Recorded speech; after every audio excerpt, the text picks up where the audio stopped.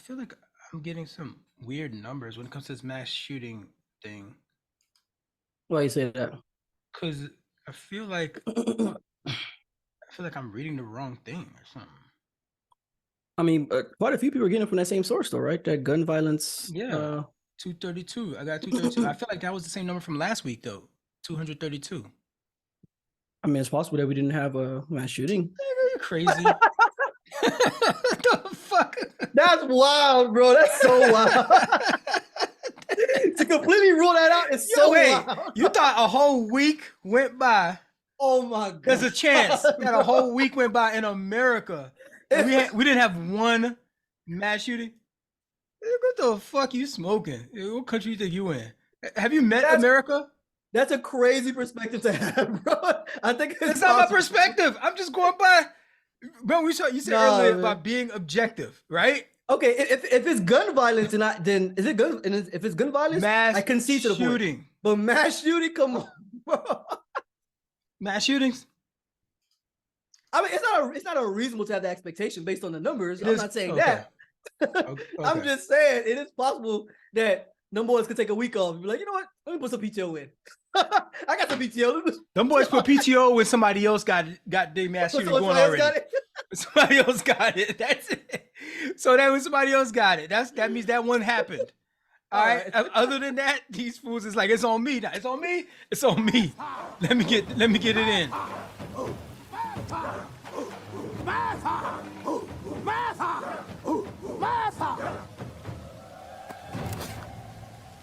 Darwin, what are you doing here? It's challenge day.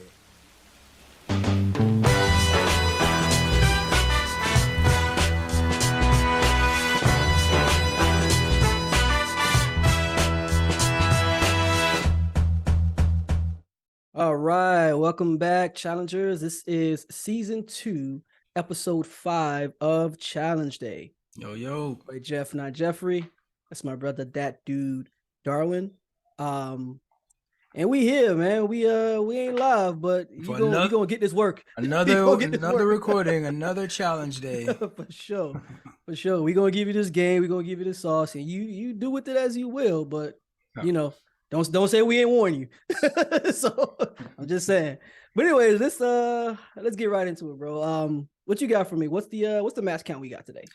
Well, as usual, we're gonna start off today with the total number of mass shootings in America. It stands at 232 as of May 21st. So well done, America. You're beating your previous records already.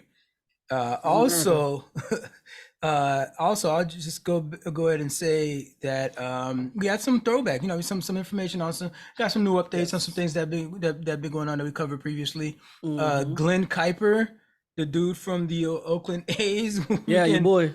That boy went to the Nigga League Museum, right? And like, ain't nobody heard of the Nigga League Museum. But apparently he went there, somehow. So I don't know which museum he went to, but he probably shouldn't have. The first rule about going to the Nigga League Museum is you don't talk about the Nigga League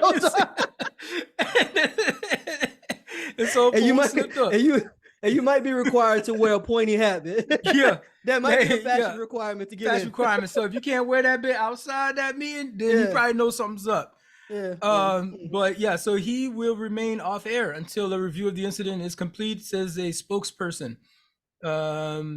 It doesn't say how long his suspension is. It just says he's been suspended indefinitely after using the racial slur.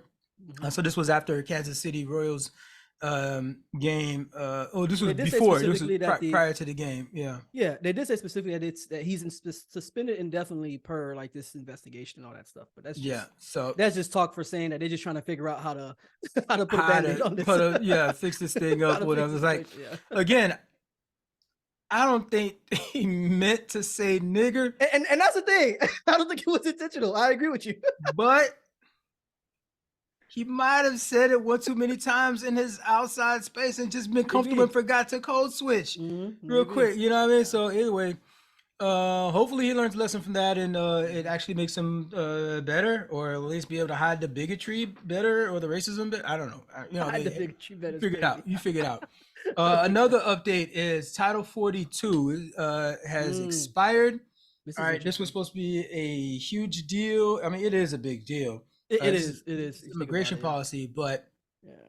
the big thing that folks were worried about is that there was going to be a huge surge at the border, right? So they're always talking about surges and caravans and all that kind of stuff. And turns out, actually, it's at a low.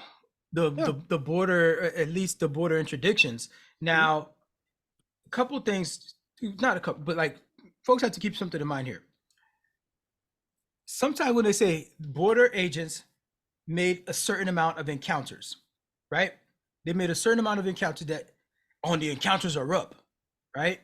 Oh, look at all these encounters they're making. They never made this much encounters before. Notice the vague terminology. But go ahead. Say what? Notice the vague terminology, like what you're describing it. Yeah. Either That's way, why it's being described that's the way it's been described. And so the right is always would say something like, "See, look at the number of encounters. You see all the borders chaos." And they're like, "Wait a minute, wait. If it's an encounter, that means the border protection worked." Yeah. Yeah, I mean, they caught the person. They caught people. Yeah. What you don't know about the ones that make it through, and we don't have numbers for those. That probably what people want to be concerned about. That's more of the concern. Yes. Right, but like if you're hearing more encounters are happening, that may mean that there's more people crossing, or that we're doing better job at catching people that are catching. So you don't. That number is really kind of misleading, but people throw it around as they want to make whatever point that they're making. Either way. Title 42 expired, and it turns out there wasn't that much chaos at the border that they thought, right? It could be maybe because the Biden administrations know what they're doing. You know what I mean? They've done their diplomacy, going to the origin countries, and they were like, "Yo, tell your people it ain't it. This ain't it. They can come through if they want to, but it ain't it. They ain't gonna get through. There ain't no open borders. We telling y'all." So but also there's also it's just I think the United States has gotten better with securing the border in that way. Well, there's all of this is a yes and. All of this is yes and. There's no one magic solution. So of course not. Yes, they did the diplomacy part. Yes, they've gotten better at actually monitoring the border and maybe using drones and stuff and having more boots on the ground. Which is one thing they have been doing is using more drones. And also by Title 42 expiring, what the actual law now that they have to go by is once they catch you, if so you can come through if you want to. You have to declare yourself. Yeah. Right? You have to declare and apply for asylum. Now, if you want to go around that and they catch you, you get banned for 5 years. 5 years. That's like that's gonna encourage people to consider doing it the right way. Right, because like exactly, you don't want to delay, because before under Title 42, they could be like, "Oh, you got me, all right. Before it was like, you can sneak across. He's like, "Oh, okay, all right, my bad, you got me, dog. You got me, like, and then sneak back. Nigga come back real quick. And like they catch you again, and they send you. Then you could come back. You could just turn right back around, and come through. But now, so all of those things combined is probably deterred a lot of folks from from trying to come through. But guess what? Look at how we need to stop fronting. We need these migrant workers. All right? We need to make it easier for it's very true. a lot of them to come through and work. Florida is there's pictures coming out of Florida. All the fields and all the fruit are dying. Are starting to dying on the vine because ain't nobody there to pick them.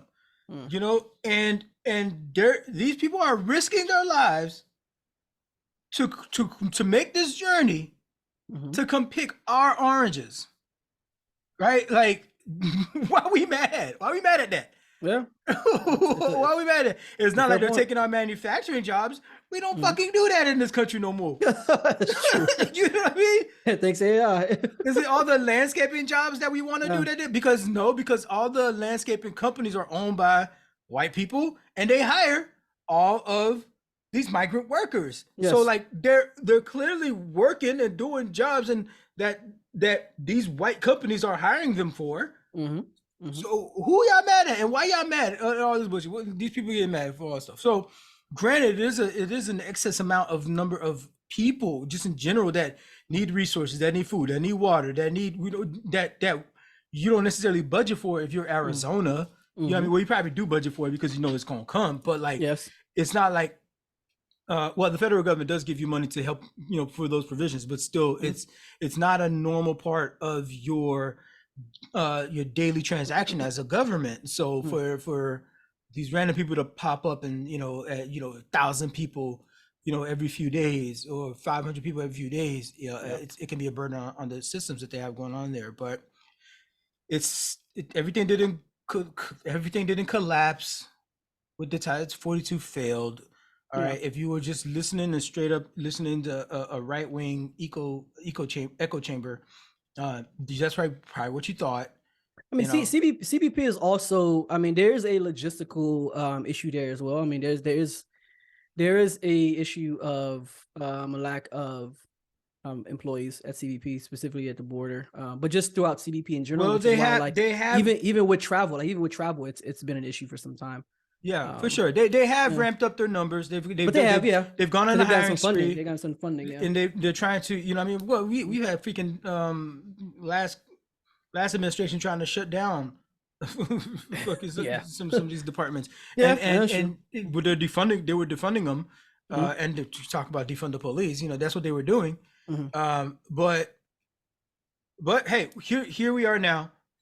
And we'll see what that looks like. The other thing I'll add real quick is it's a note of personal importance to us too, because a lot of these Haitians are actually using the southern border as a route to get up to the States. And we saw some pictures a couple of years ago. I don't know if it was a couple of years ago, where we saw these freaking border patrol agents on horseback, whipping niggas, whipping Haitians. Yeah, literally wrangling them up. Yeah, wrangling them up like this, like back in the day, like it was freaking. Yeah, it looked crazy. I'm not gonna lie. So it looked real crazy. Yeah. So good luck to everybody out there at the border, and I hope we can get some more judges out there to speed up people's cases and stuff. But the only thing to really resolve this or give us some kind of breather on this is legitimate. Like a full-scale immigration reform, like a whole plan and legislation that goes into effect with its own budget and everything. I think that's interesting. Don't you think there is I guess I was under the impression that that's something that they were working towards in Congress. Man, it's something they've been working for 20 years. For 20 years, they've never. Yeah, immigration has been an issue for. It has been an issue for a while. Managing immigration and making it a more streamlined process. Sure. Yeah, I get it. It would be great. Because the Democrats know that there's an immigration problem, right? And the Republicans know it too. But the solutions that these Republicans be trying to do is just it feels good at the moment for them, kind of thing. That's a party all about feelings, really. It feels good, but when you ask, okay, what is the numbers on the ground going to look like? What is the results going to look like? What is going to look like? Who's affected and how it's affected our economy 5 years from now? No, fuck that shit. This is how I feel right now. You know what I mean? Yeah. Build a wall. And then you do the studies and realize the wall is going to be ineffectual. It's a waste of money. Anyway, so you actually, you made me think about something just now based on what you just said. As far as the differences between Democratic Party and the Republican Party when it comes to this particular issue, it kind of seems like it stems from just from my opinion, two different frameworks, obviously, but from these two different frameworks specifically, Republicans are looking at it from a national security perspective, and Democrats are looking at it from an infrastructure, building the economy perspective, kind of thing. This is a country of immigrants, right? But Republicans are kind of well, we're more concerned about national security, and that's kind of what we national security in what sense? Right. So because it's not like people are risking their lives, right? But you know, it's one of those things where that's what they're saying. That's what they're saying. That's what I'm saying. That's what they're saying. That's a point that they're running on. And when you have a few cases of this person that committed these crimes, who was undocumented, did this crime. So it gives even them though a million of them, it's kind of 100,000 did nothing. For it's one guy. But it gave them ammo though, right? Yeah. You know what I'm saying? So it's kind of okay, But then at the same time, domestic terrorism is probably the greatest threat in the United States right now. Anyways, white supremacy, right? white supremacist inspired domestic terrorism is the highest national security concern of it. But so that's why that's why that particular point will fall on the face of Republicans when they try to argue it because of that. But last thing to throw back that's on. what I wanted to say though. We're off that. Last thing before we get into the actual show, NBA playoffs. Shit is popping. We down to the Final Four. Oh man, you got the Lakers. Can somebody get this guy, man? Where's the Sandman? The Celtics and that ragtag team of a bunch of undrafted players. I really hate that the Heat has been up this successful. 2-0. The 8 seed. You see it? What you see it? As soon as I saw Darwin with this paraphernalia on, I was like, oh, I already know what kind of day it was going to be. And they playing tonight. They might sweep. Yeah. They might sweep them. Nah, man. You see? Nah, man. You see? Okay. We were here before. I said some shit. You keep saying no. That's fair. I told you about Milwaukee, and you were. and I said, watch yourself. That's fair. I care about you. Watch yourself. That's fair. But I'm rooting for JT and JB to do their thing to at least get a game. Like play for your dignity. At least get one game. Fine. We'll give them one. No, don't just give them one. We're gonna give them one because now we got to give them one. Because I'm telling you, now we got to give them charity now. Again. No, it's not that. It's the coaching. This is the plan. No, I mean, I told you about that since Jimmy got hurt. Yeah. Right, that game that he sat out. You know what I mean? And and it's like, and then he came back that next game and dropped like 30 on him. Jimmy be tweaking, bro. Like I was like, I hope y'all know, but mind you, it ain't him that make the decision. To him to sit, coach makes that decision. Yeah, sure. So coach is like, so I'm thinking one thing. You know what I mean? How's that ankle really though? He's like. It ain't all the way there, but I mean, the Heat gonna play their players for sure. The Heat gonna play their players. They definitely gonna play their players. But see, y'all also. I mean, if I'm gonna be honest, I mean, Spo knows the Heat inside and out. I mean, this guy, if you know his story, you know where he came from. That's the thing too. But then y'all also have a legendary head coach, Pat Riley. Yes, so y'all got Pat Riley. Well, no, he's upstairs now. But his DNA is all over the Heat. Yeah, sure, of course. And this is exactly the culture that he has fostered. Yeah, this is what he wanted. Fucking 20 years. Yeah, absolutely. And this is what we've built here. And when people think that the Heat are not, like when you look at our roster on paper, you know what I mean? When we see what we got going on paper. And they think it's something to laugh at. You forget that this is Miami Heat, though. You always got to give a little bit more points to whatever the result is going to be because of the culture that's coming out that locker room. Because of what Pat Riley has built. Okay, so two things, right? I want to throw at you two things. So I will piggyback off of that and say that culture is also being reinforced in players like Udonis Haslem. Haslam is he's a Miami legend. He's a Miami legend. But to think that he's on the roster this long with us, 20 plus years, simply because of the importance of the culture thing. Yeah. The absolutely. Culture thing is that important. Absolutely. So to where they have sacrificed a goddamn roster spot. Yeah. In the playoffs, we could use some bodies. That's true.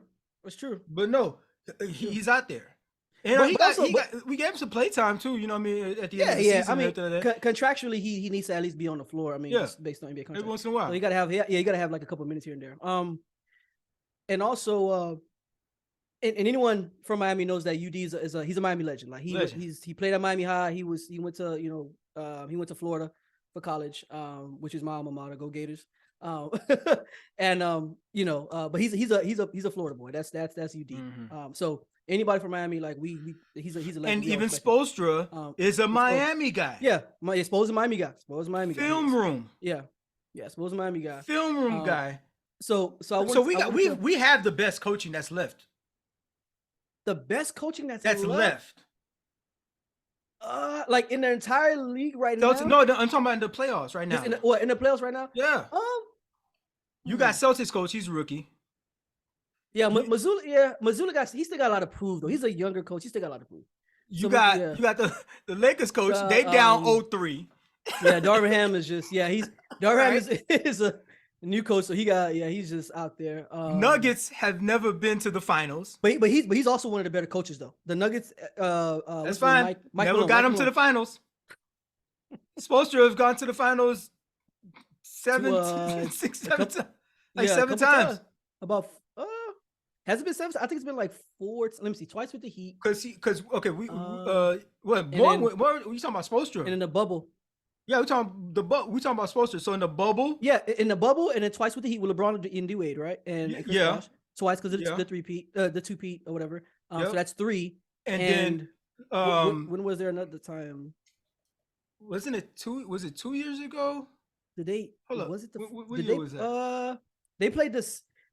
The Heat did no. They've been to the Eastern Conference. That's what. Because I remember they played Boston like in the Eastern Conference and ended up losing to them. Yeah. So several times, and we lost to Milwaukee the other year. They swept us. Yeah. The year after so it's been the a few bubble times. year. Yeah, but so he's been in the playoffs. He's been in the finals, the Eastern Conference Finals, and the NBA Finals, way more. So it's the best coach that's left in the Final Four. I mean, as far as I guess championship experience, I can see that argument. That's now there's something to be said to have the best regular season record. Yeah, I guess in the during the regular season, and you are now at your conference finals, and you're up 3-0. So that's great for you. Shout out to you. But I mean, we're the 8th seed. We're the 8th seed, and we beat the number 1 seed, and we're already up 2-0. Yeah, on Boston. Yeah, I mean, but again, it's so this is a conversation I had with my barber as with a bunch of undrafted players, nigga. But the thing is, at the end of the day, Bill Russell said it best. The game will always and forever be about getting buckets. So you got to get a bucket and win. That's what Bill Russell said. Get these buckets and win. And these boys is getting buckets. Yeah, and that's just what it is. But it's also defending, right? So playoff basketball and championship basketball is also about defending. So I was gonna mention this. So I was talking to my barber as well about this, and I was like, and we were kind of like going back and forth, kind of picking each other's brains about like how the Heat has been playing and like how they've been able to find success. And it's also a thing of like they not, and I mentioned this before, they're not really like the Heat is obviously not really an 8th seed, right? They just so happen to be an 8th seed. That's what I was telling you. I said I told you they did it on purpose with it must have been the low management. No. So this is what it was, and I didn't think about this earlier. I don't know why, but he had quite a few injuries during the season. Yeah. They had quite a few injuries during the season, which is what made it hard for them to catch up to get to a better seed by the time the season ended, right? And so if that wasn't the case, what ended up happening probably would have been a higher seed. What ended up happening at the end? What ended up happening at the end is that we were pretty. There was a lot of close. People were pretty close between like the 8th seed and the 5th seed. You know what I mean? It was all like 2 games, 3 games apart. And then we was going back and forth with Brooklyn, who's nowhere to be fucking found nowadays, right? And they didn't freaking last long. But we were neck and neck with them. And I really thought that Brooklyn was going to fall off when KD and Harden left. Yep. And they stayed winning still. Yes. And then we had a chance to go head to head, and they beat us. Right. So Brooklyn is like a similar team to y'all, except they don't have like they don't got the coach, a guy like Jimmy. They ain't got Jimmy. But the nucleus of the team, like the age and everything, like they're just like y'all. It's just they don't have Jimmy. And mind you, we also don't have Tyler Hero, who is that too, because he 6th man of the year last year. 6th man of the year last year, right? And was trying to come back to the playoffs and do some numbers. Now there's talk that maybe he'll be fine if we make it to the finals, right? If we make it to the finals, because they said he's gonna be out. They said he was gonna be out for a month at the time that he broke his hand. Right. So that's going on. We're getting close to a month now. Do you know which hand it was? Was it a shooting hand? Or I was think it might have been a shooting hand. But I don't like that. if he could give us some coming minutes, back from an injury like that, if he can give us a couple minutes, Mm. you know what I mean, and maybe spell Struce a little bit, you know what I mean. I would say spell Lowry, but Lowry's been playing decent. You know what I mean. Is Duncan Duncan Robinson, man, that dude is just not. He was supposed to be the next fucking JJ Redick. Yeah, or like a Mike Miller, or like at least something like that. You know what I mean, on that perimeter. Mike Miller in his prime. Yeah. You know what I mean, and he is something happened to him. I mean, there's been interviews about him. He's got some like it's a mental block where he's like, you ever heard of imposter syndrome? Yes. It's like I don't belong here. What am I doing? Am I really supposed to be? It's really in his head. Yeah. And so he doesn't have the confidence, and they've been trying to work with him for years now. And for some reason he don't have the hold this, you know what I mean? Like fucking take it. You know what I mean? Like I'm finna make it rain on y'all. Like he don't got the drive and the fire like that, you know? But to be fair though, he's been playing better as of recent. Like he's started to hit more shots. He's starting to hit a limited amount of shots. Yeah, but it's better than what he was doing before. It's better than what he was doing before. We need him to hit at least 4 or 5 threes per game. Sure. Right? Sure. Now he's only getting 4 or 5 shots per game. They're not giving it to him that much to even try. Yeah. So they're giving it to him. They're giving it to him. They're setting him up specific plays for him, maybe 3 times in a game. Yeah. There's other plays that make him his way, shot clock's down. He needs to put something up. You know what I mean? So he'll have to create his own shot or something like that. But in terms of like planning for him to shoot, like they're probably maybe 3 times a game. And it's supposed to be like a good 6-7 times for him in the game to where he can maybe knock down about 4 of them. You know what I mean? So he's not right. We need a sniper, somebody who that's what their specialty is. And he's supposed to be that guy. He has some runs in during the regular season. I know last year and earlier this year where he was leading the league. It made at least in field goal percentage. Field goal percentage at least. Yeah. You know, and the year that he got that contract, he was leading the league in field goal percentage. and the dude just can't put it all together. So I don't trust him. I don't fucking trust him. I don't trust Bam, but he's been playing decent the past couple of days. You know, and my biggest critique of Bam last year is too talented, man, to be so inconsistent. Because the nigga's a coward. Yeah. That's what I've always said. He's a fucking coward. All right, I'm sorry, love you, but I will trade your ass for Embiid at the drop of a hat. Anybody would. There's no I would trade your ass for fucking Giannis at the drop of a hat. You fucking he's you know what I mean? So he's playing decent so far in the playoffs. You know, I think one game he had 17 rebounds. I'm like, let's go. Yeah, that's what y'all need. Yeah, you know what I mean? One time I saw one play, he freaking got the rebound and went freaking goal to goal and laid it up. You know what I mean? That's what we need. Like just drive it and take it and have that fucking I'm that guy. You're supposed to be like, bro, he can be an embodiment of what is he? He's taller than KD, ain't he? No. Bam is 6'10". He's really 6'9". He's really 6'9", 6'10" with shoes though. So he's a tall guy. But he plays big. So like when y'all play small ball, he's like y'all center. Yeah. So Bam plays big. But Bam is his diversity as far as like being able to defend multiple positions and just his athleticism. He can defend anything. He can defend anything, but he also should be giving y'all consistently. Bam should be giving y'all like 18 and 12 every night. Like that's the kind of talent level that because he can give you 12 boards. 12, yeah, I need 12 boards out of Bam. He's that athletic. He's that athletic. He can give 10, you 12 boards. I say definitely he should be able to give us 18 and 10. He needs to give y'all 15 because mind you now, boards don't count by the twos like shots do.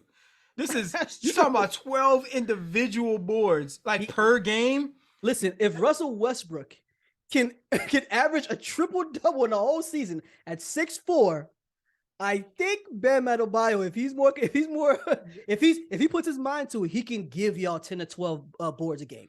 He absolutely can. Well, absolutely. We'll see how he's doing. You know what I mean? He's doing decent now. And to the point I was making earlier, you know, Boston may be able to sneak away with one. you know, we at home now. If Yeah, we want, for game 3, yes, yeah, that's we true. at home now. So if The we game 4 will sweep be at them, home as if we well. sweep them, game 4 will be at home. You know what I mean? They ain't gonna. So they ain't gonna do Nah, that. man. So what will have to be? It'll have to be. We'd have to take at least one of the games at home, and so that put us up 3-1. Then maybe Yeah. they take the game Game 5 back is at back home there. for them, so Yeah. that we'll be up 3-2, and Mhm. then when we come back home, we can win Yeah. that one, and we can That win win that in 4-2. game 6, yeah. All right, ain't I gracious? Ain't I gracious? 4-2, 4-2. There you go. That's what I see. That's what I see because I don't think Boston's gonna win 4 in a row. I don't see them winning 4. Bro. But I see 4 and 2. Like, yeah, that's crazy. Like they have a hole to dig themselves out of. Absolutely. Bro, they better not lose tonight.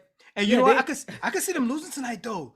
I could see them losing tonight because like there's a lot of energy in Miami. The momentum. There's a lot of energy in Miami right now. A lot of momentum. You know what I mean? And maybe it might come back tomorrow because it'll die down. Not tomorrow, but the next day, because it would have died down a little bit. But I wouldn't be surprised if tonight. Boy.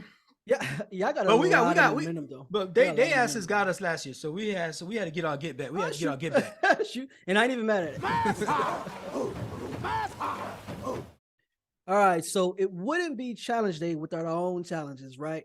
So for me in particular, I kind of had a pretty mundane week. Not to say that it wasn't busy, but it was a lot of tedious and busy work, pretty much. So as far as the challenge go, I think I'm good. I didn't have anything out of the ordinary. But that's my story though. What about you, bro? Do you have any challenges that you want to talk about? Glad you asked. Actually, I got a new car. All right. No, actually, it's not a new car. Yeah. It's my same car. Yeah. But we decided to buy it. So we were leasing. Okay. And this journey I'm considering that, but I'm not sure. But I want to hear your take on this though. Go ahead. This kind of really worked out. So we did some math, we did some calculation, we talked to some people. You know, I mean, my buddy used to be a car salesman. So you know, I got some advice from him as well, you know, and I talked to some other people that I know and seeing what their situation was like. So the vehicle that we have, we were leasing it, right? And so we got it in 2020. Prices were mad different back then. Y'all know about all this inflation and shit that's going on now. Even freaking some used cars cost more than new cars and all that stuff because of parts and whatnot, and supply shortages and stuff. But so we came to the end of our lease term, and we went to talk to the dealership and see what options they have, what's going on, what's how much we have left on the thing total. You know, maybe we could just hop into another lease, you know, and you know, maybe just rock out that way. But we'd have to stay with the same company if we wanted to, you know. But it was fine if we wanted to stick with it. But here's what we ended up doing, and it's a lesson. I think that if you know, about to put you onto some game. Yeah. So first of all, the vehicle that we had before this one, we had equity in that vehicle. We sold it to this company in terms of like almost like part of our down payment. Yes. So the vehicle. So okay, let me throw some imaginary numbers here, right? So let's say the vehicle that you want today costs $30,000, right? Okay. And so we had a vehicle to trade in, and that vehicle had value still. Like if we were to sell it on the market, which was about $10,000, let's say, right? Plus, we already had our own down payment that we wanted to add. Yeah, already had $5,000, right? So now what happens is that $10,000 value from the car that you're turning in, that you're trading plus the $5K. Yes, you got $15,000 right there. So now the $30,000 car really only is going to cost you $15,000. Yes. So that's all you have to finance is $15,000. So that's great that equity came through for you then. And so even for a lease, which is what we did, the lease was because the lease, when it comes to your monthly payment, our monthly payment was way lower. Yeah. Because we traded in that car, plus we had to put a down payment. So yeah, we paid off a lot of money off of this car that we don't own. but we got our monthly payments down to where it fits our budget, Yes. right? That is If- the goal. If it fits our Absolutely. budget. So you want to be within your budget. That's the goal. Mhm. Now, here's where we actually don't. You're like, remember first, like, oh yeah, you kind of just like paid a lot of money to a car that you're not going to own. Mhm. So the car that we ended up leasing, we got our monthly payment was a lot lower. Mhm. Plus they took care of everything because it was a lease, right? Yeah. Mhm. Now at the end of our lease, we go back to them and we say, you know what? We think we'll buy it now. And so we did. Yeah. And so we did. So that Yep. means that equity from that $10,000 that we put down from the car from before, we still have that. Yeah. We still own that. Whereas if we were just to, turn in the lease and go buy another car, that relationship for that $10,000 that we Yeah, had put it's down, over. Yeah, it's and done. so that means this car, which let's say we would have just paid it with no down payment and all that kind of stuff, and let's say it cost $30,000, and we would have made, we would have only had paid maybe like $6,000, $7,000 by the time the lease was over. We ended up paying $15,000 because the trade in and because the down payment. Yes. Yeah. Actually, to be like, dang, you just lost all that money. You just gave it away, right? Mhm. But no, because we decided to keep the car. So now Mhm. we're gonna keep the car. Mhm. It itself has value, and it's a newer car than the one we traded in for before. So the value that this car has now, whereas we had $10,000, let's say, Yeah. for that previous trade-in, for this newer version, this new car, that it's not a new car, it's way newer because Yeah. it was a 2020 model, 2020. Yep. right? Now we decide we're gonna keep it for like 3 months. So we're gonna keep it like 3 months for this car, which is pretty much brand spanking new, just low miles, you know what I mean? Great condition because it was maintained and everything because it was a lease.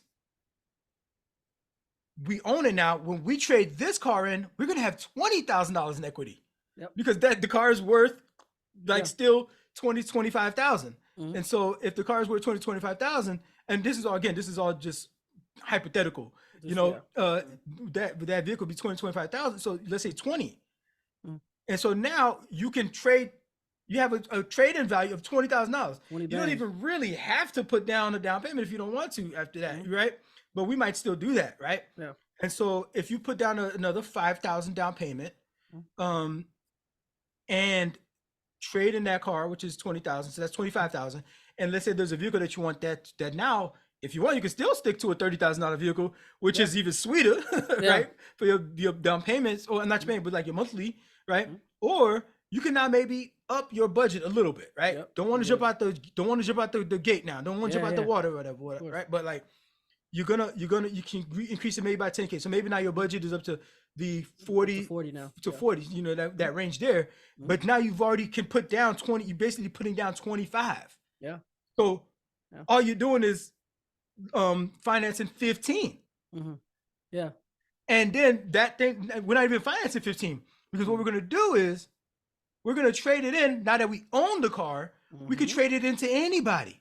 Yeah. We don't have to go back to the original freaking dealership anymore, because it's our car. We could go back to this brand or that other brand or this other brand, or we could go back to the same brand and be like, hey, since we own this thing now, we figure we come back, whatever, See, I love this type of talk because like this is kind of like what I'm hip to, right?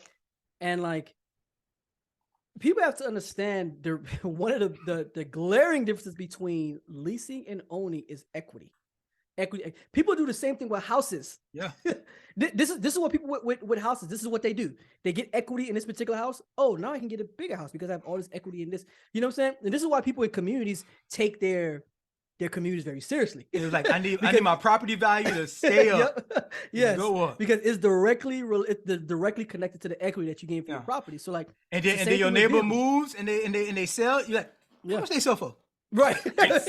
Yeah. Nice. So just to give you some, bro, like this is the kind of game that people really need to be hip to. Like, and it's the same thing with cars. Like Darwin said, because it's funny because literally what Darwin just said, I literally did every single one of those things with my current car. I have a 2023. I did those exact same things. I was like, give me a couple years. I already know I already have a plan. You know what I'm saying? I already have a plan because I'm already hip. Right. So I'm like, so it was because.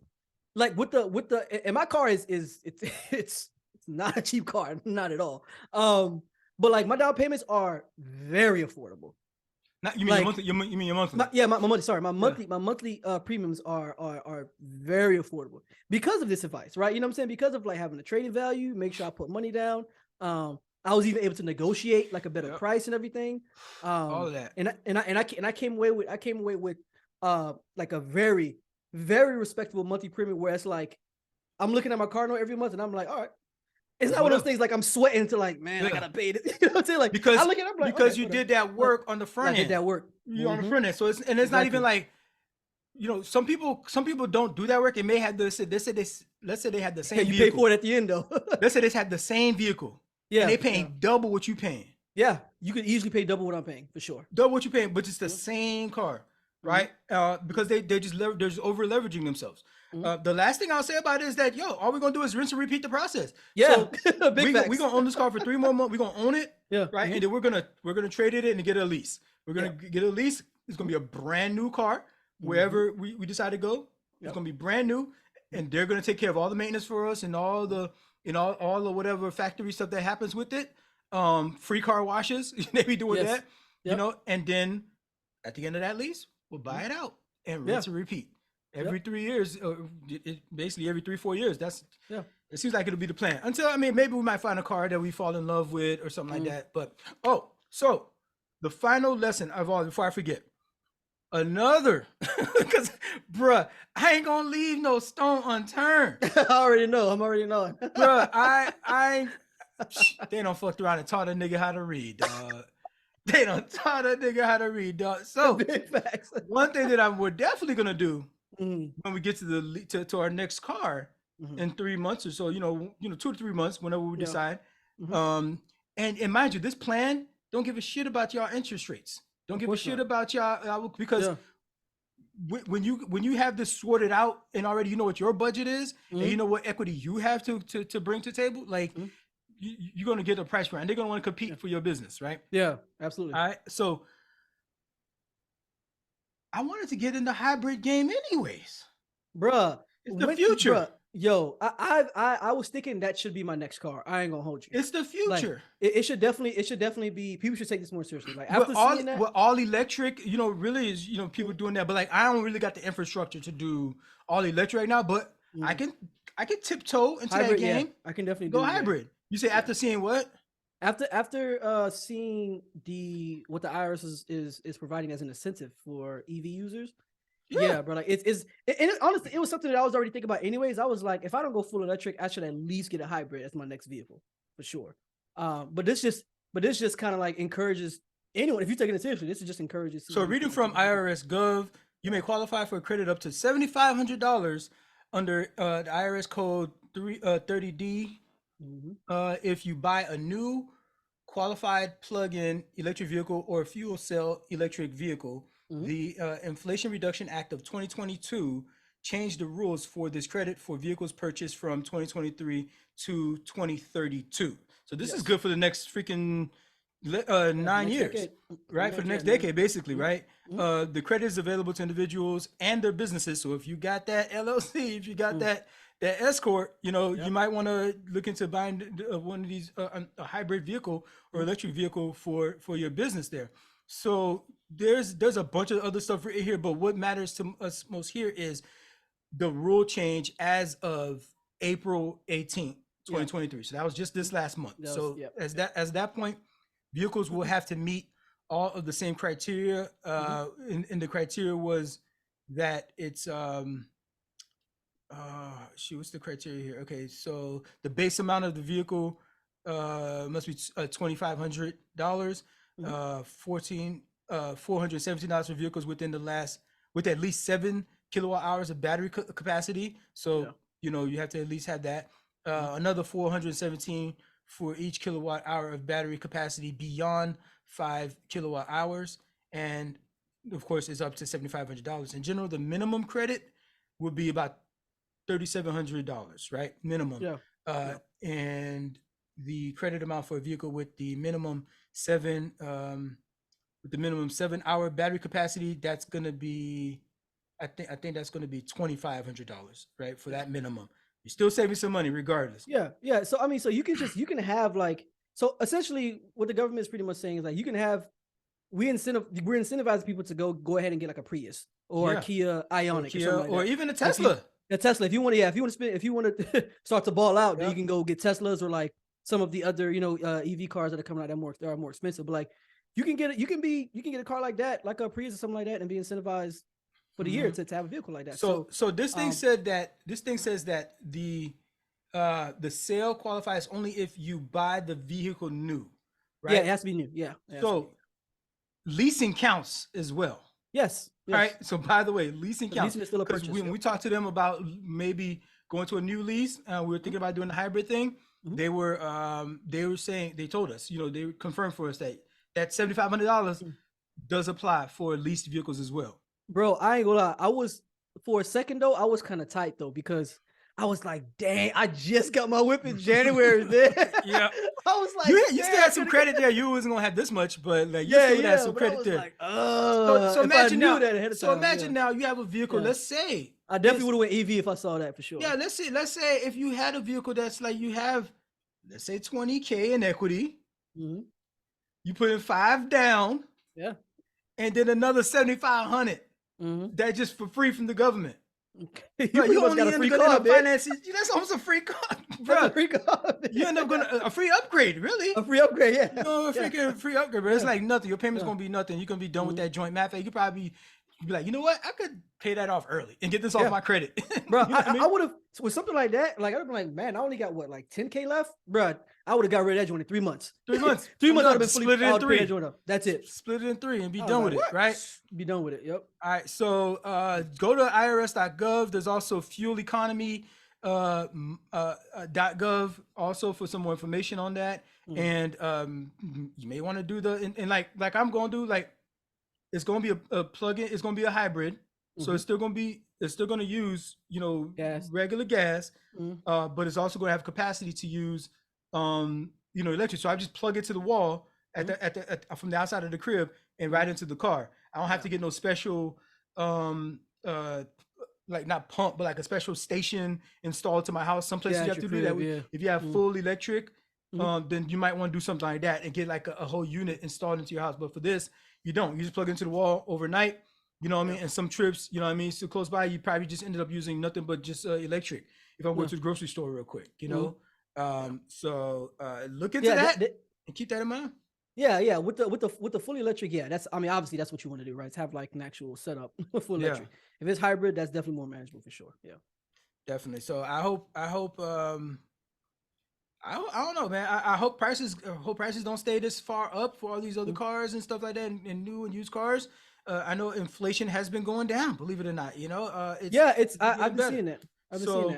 Maybe and this whole thing also has been like a part of like Biden's 10-year plan, because I know he had like a 10-year plan for. Yeah, it's all been part of the plan, but it kind of it did change, yes. So they say here that it changed the Inflation Reduction Act, which Biden signed in 2022. Yes. So that's part of that, but ain't nobody gonna give him no credit for that shit. Ain't nobody gonna hear about, like, are we talking about this regular shit right now that's actually matters? It actually matters in my day-to-day life. Yeah, but literally, splash nowhere. That ain't no splashy headline nowhere. Nobody. So like, there's stuff like this that happens all the time with the administration, with all the freaking the infrastructure stuff and all that kind of stuff, where these jobs are actually happening. These towns that are not having chemicals spilled in their freaking backyards. It's like nobody gives you a round of applause for doing good government. Yeah. If you do it just because government really not supposed to. You're not really supposed to be here. It's supposed to be the most boring thing. It's supposed to be shit. You're supposed to be working. You know what I mean? And people just doing stuff out there honestly and ethically. That's what's supposed to happen. But the reason we have so much news and the reason we need a 24-hour news, because the government's always up to some fucking shit, right? There's always up to some shit. They're always freaking trying to be a story rather than just trying to keep their head down and get the fucking work done.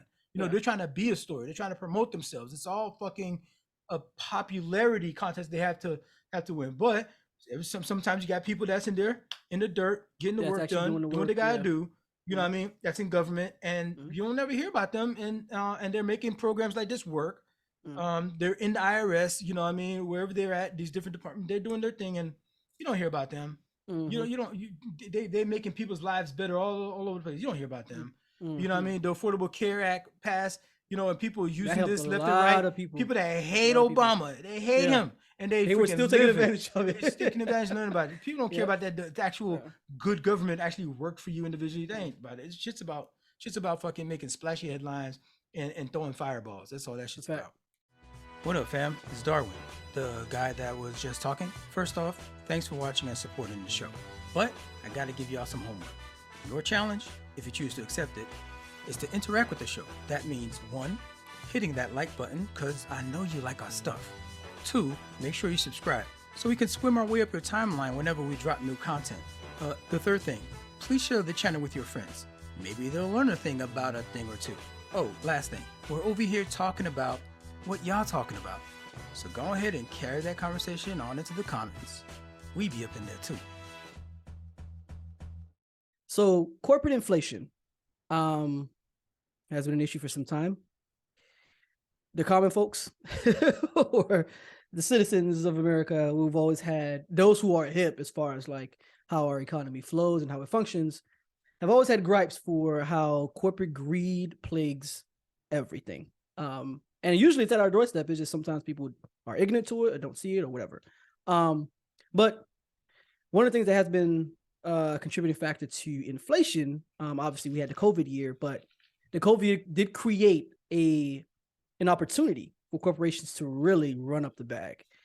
So I don't even know if they wanted to. I don't even know if they saw it from the, because that'd be very sinister for them to see it from the start. They look at it. Corporations are always looking at projections. They always looking at projections. And they look at historical projections to make future projections. No, but you can't for a once in a lifetime pandemic.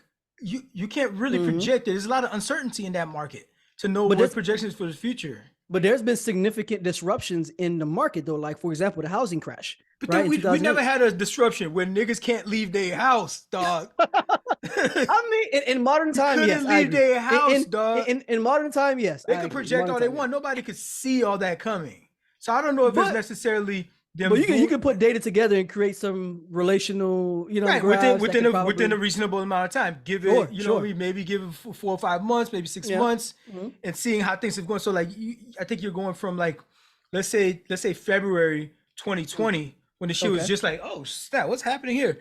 And then by the time August or September comes around, the end of the fiscal year, you're like, oh, okay, we kind of get a picture of what's happening. So like, what's the odds that this situation is going to stay like this? What's the odds that there's going to become a vaccine? What's the odds that it's going to get worse?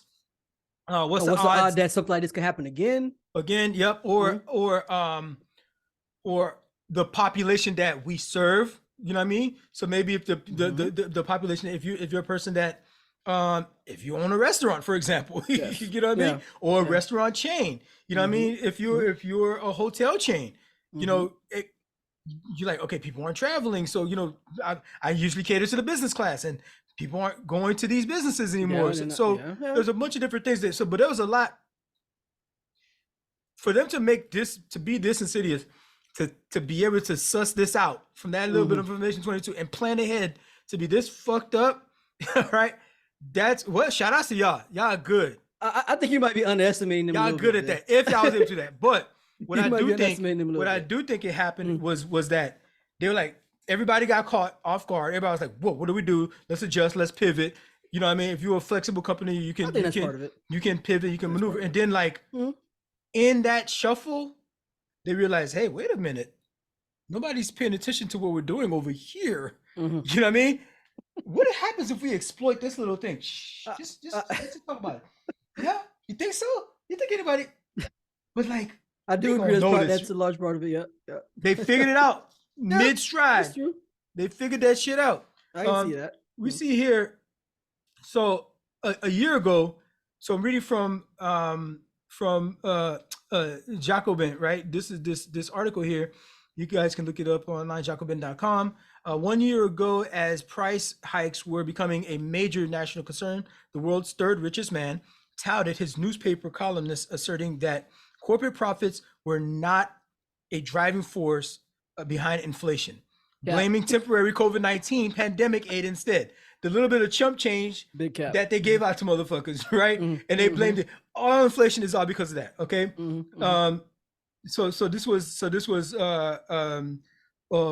while the Washington Post owner Jeff Bezos and others were trying to steer the inflation discourse away Yes, from a absolutely. focus on business profiteering. They were where, definitely trying to curve the narrative for sure. right? And mind you, he owns the Curb the fucking narrative.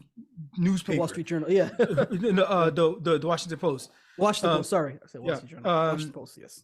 There's already data showing that most of the price increases Americans were experiencing could be attributed to large corporate profit margins, right? We said it could be. So there was data pointing that way. Inside, you're using the data, you didn't make anything conclusive, but you're like, wait a minute, let's look over here. And they were like, no, don't look over here. Right? Don't even bother. Look at that nigga. That nigga got a stimulus check. Right? Oh, yeah, you're right. And I see it in his hand. Yeah. Right? Right?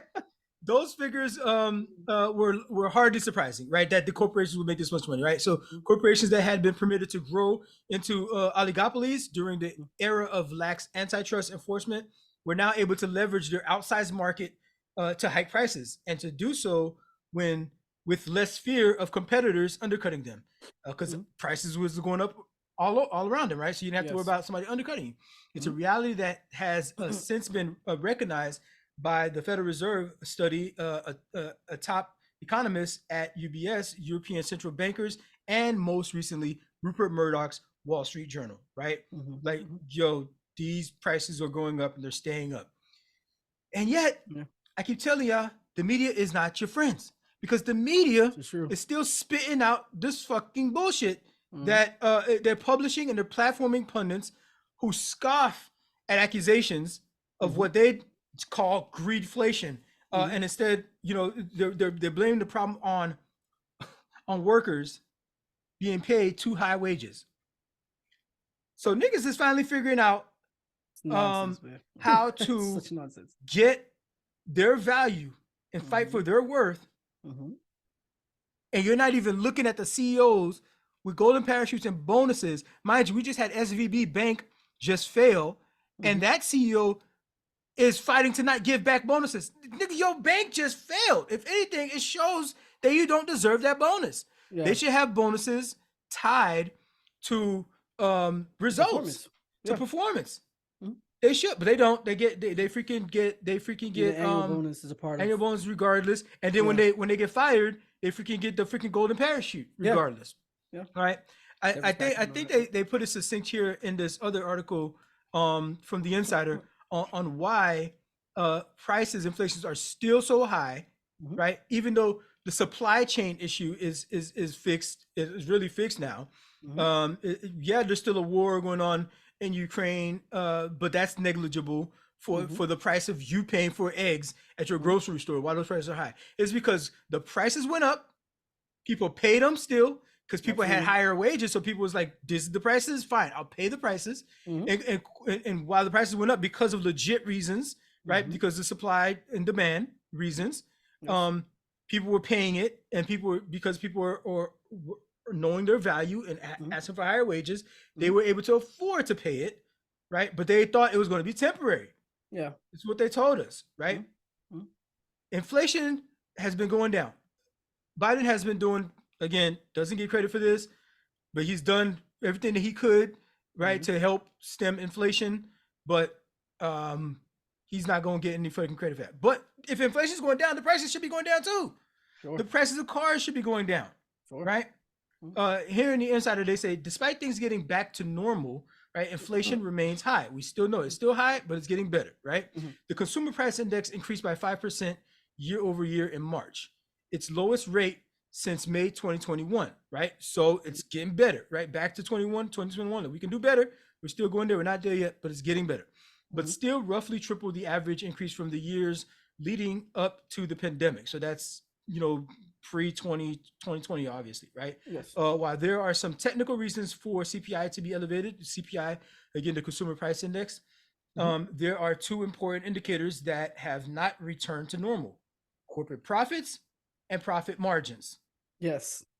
Why is that? Right?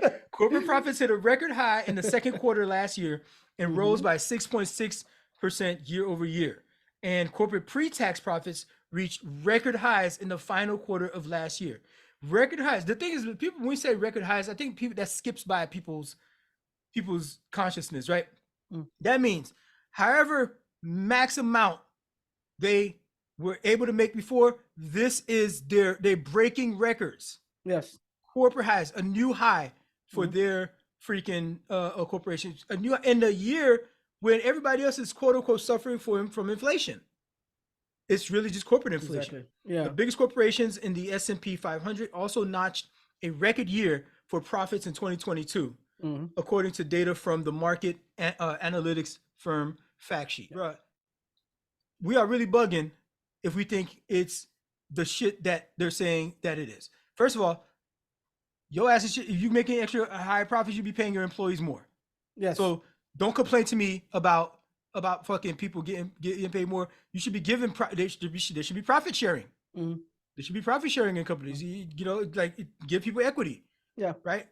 They used to do that. Absolutely. They used to do that. People get shares. You stay with the company for 5 years or something like that. They give you shares. Yep. What happened to that? Right. This is a red herring if I ever heard one. Like making us pay attention to like, oh no, it's because these people they just want a higher pay raise. It's like, bro, y'all already got that in y'all budget. And not only that, your budget is even increasing because and of you're going to be giving out bonuses to your execs. Right, exactly. Like, come on, bro. Like, y'all really, bro. If this is not a red herring, I don't know what is. Corporate profit margins, which measure how much money a firm makes from sales after factoring in its expenses, also began soaring in the second quarter of 2020 and in 2022. They hit their highest level since 1950. Right? While margins have come down a bit since then, they still sit near 14% as of the fourth quarter of 2022. In 2019 and through the first quarter of 2020, profit margins sat just around 10%. Right? It's at 14 during the pandemic. Okay. All right. Whatever. Right. Don't look here. Right. So while there's no doubt that the economy has been through the ringer over the past 3 years, costs are finally coming down, and yet profit margins are still fucking high. So don't blame the workers. Right? When would you see fucking inflation numbers? These people talking about all this inflation shit.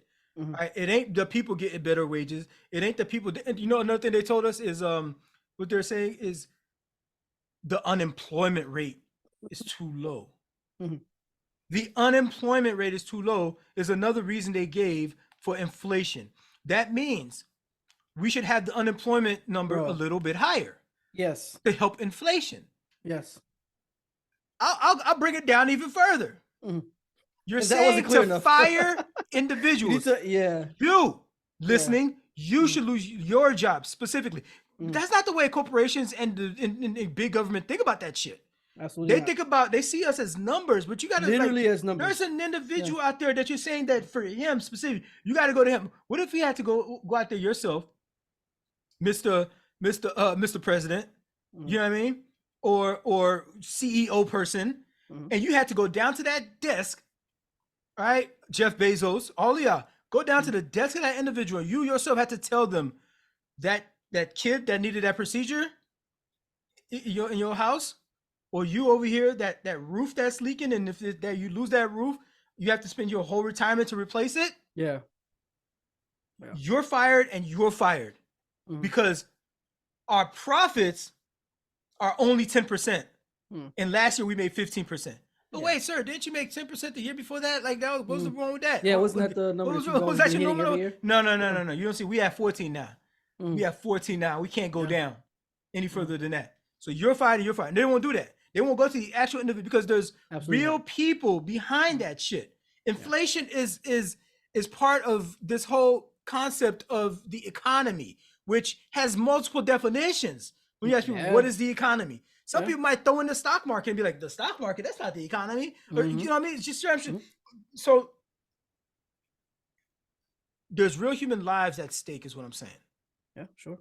And they're going to get us to go on board. The pundits will, the media will, to get us on board the narrative to look over there. Don't look behind the curtain. Yeah. But these numbers, these are publicly traded companies. They put the numbers out there, but they don't expect people to read them because this is dense. They put a 100-page document out, And you gotta go to each company to read through what the fuck they doing. They put a lot of numbers in there, and you don't understand which percentage is describing what activity. Yeah, whatever. right. Yeah, right. So they do that. So you have it is a different language for sure. It is a whole different language. Yeah. You gotta be a freaking corporate tax attorney to fucking figure out what the fuck they talking about. Absolutely. But there's people that have done the work. Yeah. So read this article from Business Insider, Mhm. and find out some more details about pulling back that curtain a little bit to see who the real boogeyman is. It's not the individuals that's finally getting paid. All right, we've been all underpaid. Pay in America has been stagnant for decades, while productivity has gone up. Productivity has gone up something like 30-40% over the past 40-50 years. While meanwhile, wages have only gone up by like 5 or 7%. Yeah. So that's bullshit. Absolutely. If we're getting better at productivity, we getting better at output, we getting better at making your companies more and more money, you should compensate us for it. Yeah, it's and you can even apply that same argument to like with the fact that there is inflation, that should be an indicator that your employees will need a raise in order to afford what inflation is creating. Yeah. like I actually need. I was good at this pay rate, this salary because of what the state of the market was, but because of inflation, cost of these living. bills are Cost of living. So yesterday's price is not today's price. It's not. The cost of living has risen, so that means your pay needs to increase as well. And guess what? If you ain't gonna pay it, because these other companies is thirsty out here, because it's a employees market. Absolutely. All right, it's an employee market. Another one. You saying I can't? You saying I can't work from home? Okay, we'll see about that. Bruh, these old heads, bruh. It always seems like these boomers and like, yo, they gotta be older than boomers, right? I was gonna say that. I was like boomers and beyond or before, however you boomers and look at beyond. It. Let's call them that. it's like yeah, they just boomers, old bags and beyond. It's like best. What's that store? Bed Bath Beyond. Yeah, Bed Bath Beyond. Boomers, Bed Bath Beyond. Like, bro, like they just be saying stuff that's like, you can tell that they're just so stuck in their world. They're stuck, and the world that they grew up in, and it's like they just can't depart from it. Like they can't. It's like Westworld. You know what I'm saying? Like this dude, Richard Dreyfus, bro, and like, okay, so he was in Jaws. What else was Richard Dreyfus? That's the one that he's known for, is for Jaws. Yeah. What else has he been in? That's a good question. Let's see. American Graffiti. I think that was a really good movie back. Oh, Mr. Holland's Opus. That was a big ass movie that we used to watch in freaking high school. They freaking would put it when they had like you get to watch a movie in the class. Yeah. Mr. Stand By Me. He was in that. Stand By. And of course Jaws. Oh, Close Encounters. That was 1977. So that was a good sci-fi alien movie from back in the day. So Richard Dreyfuss is mad, y'all. Yeah, big mad. He's mad about diversity in Hollywood, right? And representation in Hollywood, right? He's saying that he condemns the inclusivity changes that will be implemented in next year's Oscars, saying that the new standards make him vomit, y'all. Not school shootings. Yeah, that was. Yeah, not the one in Ukraine. That was a wild statement. I was like, really? Make you vomit? Makes him, not January 6th. This makes him vomit. He goes on to say, this is an art form. It's also a form of commerce, and it makes money, but it's an art. Yeah. Dreyfus said this to CBS and with Margaret Hoover, right? And no one should be telling me, as an artist, that I have to give in to the latest, most current idea of what morality is. He says a lot, but the thing that you might have heard, him complain about that really made the headlines is he's mad. He's mad that he will never be able to play a black man. This is so egregious on so many fronts, bro. He's mad that he is not gonna get. He's like, "Are you? What is he saying? Am I being told that I will never have the chance to play a black man?" Is Bro. someone else being told that if they're not Jewish, they shouldn't play the Yo. Merchant of Venice?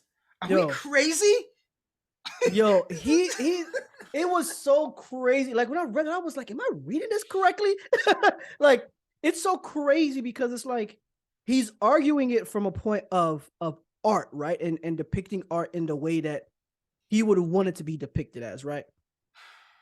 But blackface, man. Bruh. Blackface, like really? It's so many. Like, this, bro. The thing is, like, it's like he's saying, so it's acting. It's all just acting. Yeah. You know what I mean? Just acting like. First of all, there's so much. I feel like I have to explain. So one of his. Why would you even want to play a black man? Why you want to play a black man? So first, the last thing he said here was, "Do we not know that art is art? This is so patronizing. It's so thoughtless, and treating people like children." I feel like I have to treat him like a children for sure, because he doesn't know apparently the history of the very industry that he's been in for over 50 for fucking 40 years. With 1977, that's damn near 50 years. Yeah, it's only, yeah. Well, not 50 years, but it's about it's over 40 years. Yeah, right. But you should know that historically, black people couldn't get a role to play themselves. When all of Hollywood was all white, they would rather have put a white person in blackface to do it. You should know that everybody was working behind the camera. Yeah. The cameraman, the director, the makeup person, these was all white people. And it was all nepotism. It still is all nepotism.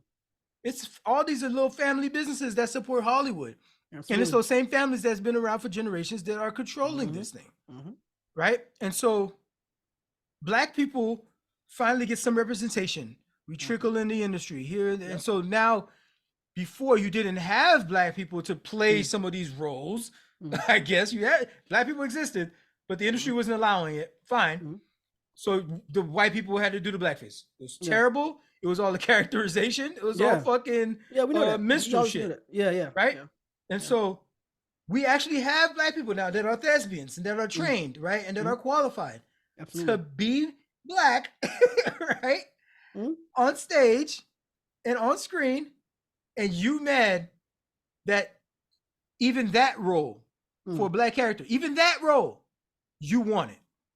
It's literally, you still want it. It's so crazy because it's like we can see that that's where these gripes are coming from. That same era of thinking, like it's obvious. So you're saying there's not a qualified black actor, to be in a movie that say that you would direct, but you just want to. But you just want to. Let's say it's just him. He just wants to be able to play. So maybe he could but he could finance his own film. Yeah. Right? Because he wants to play a black. But see, here's the thing that he knows what's gonna happen. His niggas just finna clown his ass. He know that. He's finna get dragged. Of course. Come on. And that's what he's griping against. I can't do what the fuck I want to do. Yeah. And not get any backlash for it. So yeah, we're telling you no, you don't. So he's complaining that way. You're a grown man. You can do what you want. Sure. But just as you have a First Amendment right to do whatever the fuck you to say and have art as you want, we reserve the right to drag your ass. Yeah, absolutely.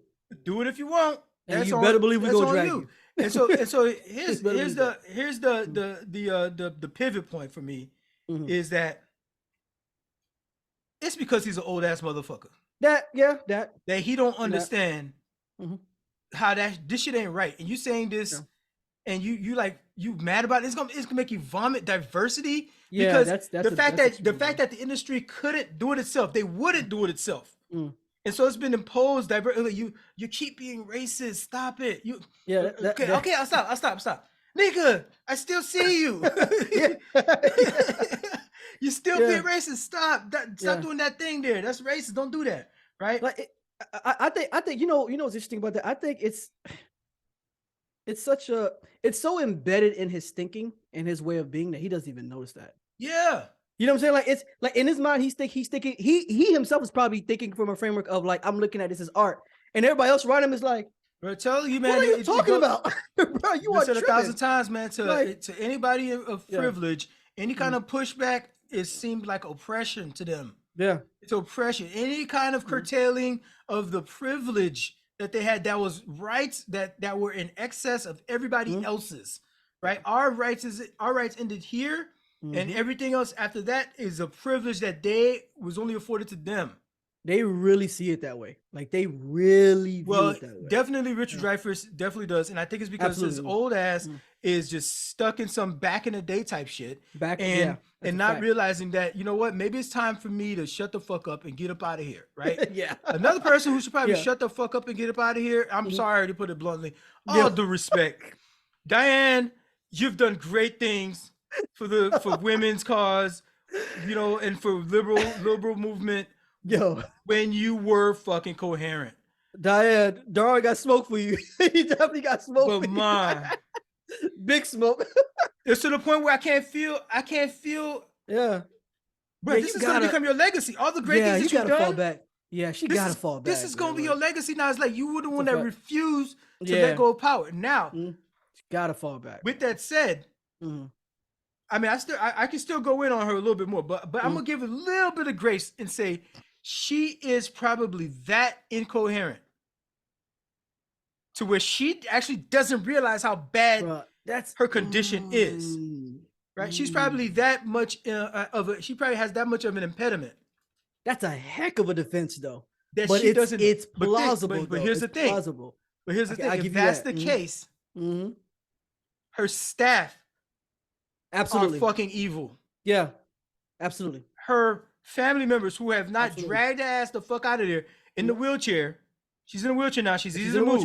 Just roll her ass on out. Right? Her family hasn't gotten her the fuck up out of there. She hasn't been Baker acted or some shit. That tells me a lot about her circle for sure. She is not well. All right. She's got shingles and she's gotten other she's got other health problems because of the shingles. Debilitating diseases. Right? Like that, She's got this condition now where I don't know if this is confirmed, but one of the side of her face, this is sometimes you'll see this when people have a stroke and the side of the face would be like paralyzed, it would be kind of like droopy. It's not the stroke. She didn't she didn't have a stroke for her, but whatever this other condition is now, it's done something where there's a face nerve that is damaged. There's a face nerve that is damaged, and that is now that side of her face is now paralyzed. So like, wow, bro, she's like 90. How old is she? She's 89. 89 years old. Yeah, like she's old. So it's like, this isn't ad hominems or anything like. This isn't making fun of her. This is her condition for the job. She can't show up. Biden hasn't been able to put in any fucking federal judges in for a while because she's been absent for the votes. Yeah. She's been absent for the votes. And soon as she got in, they were right on it. They were trying to get some judges in because Trump put in a lot of crazy motherfuckers when he was in. A lot of people that were unqualified for the federal bench. That even the Federalist Society would say these people weren't qualified. Yeah, they don't give the recommendation, and he was putting some of these people in. So we need these federal judges to get in there. We need whatever legislation that maybe we could squeeze out. Maybe even the debt ceiling, for example. Yeah, we need her to be there for a vote like that, right? And you can't physically do the job. You gotta fucking go.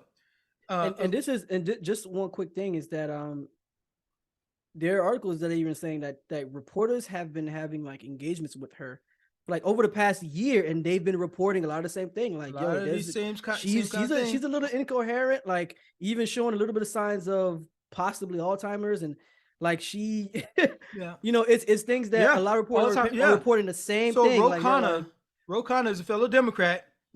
He's from San Francisco, so he kept the real angle. He kept it a buck. He's from I don't know if he's from San Francisco, but he's from California, right? He again he's calling for her to step down.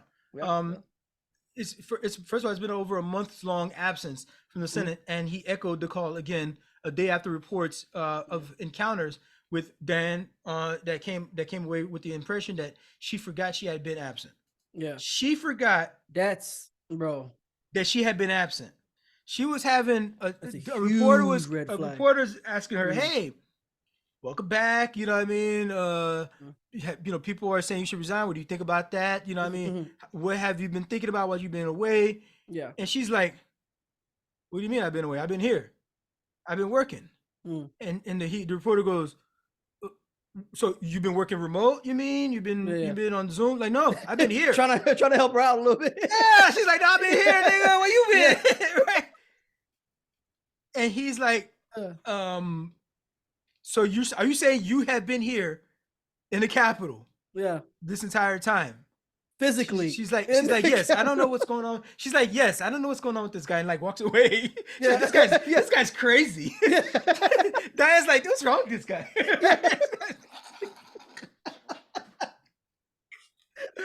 Bruh.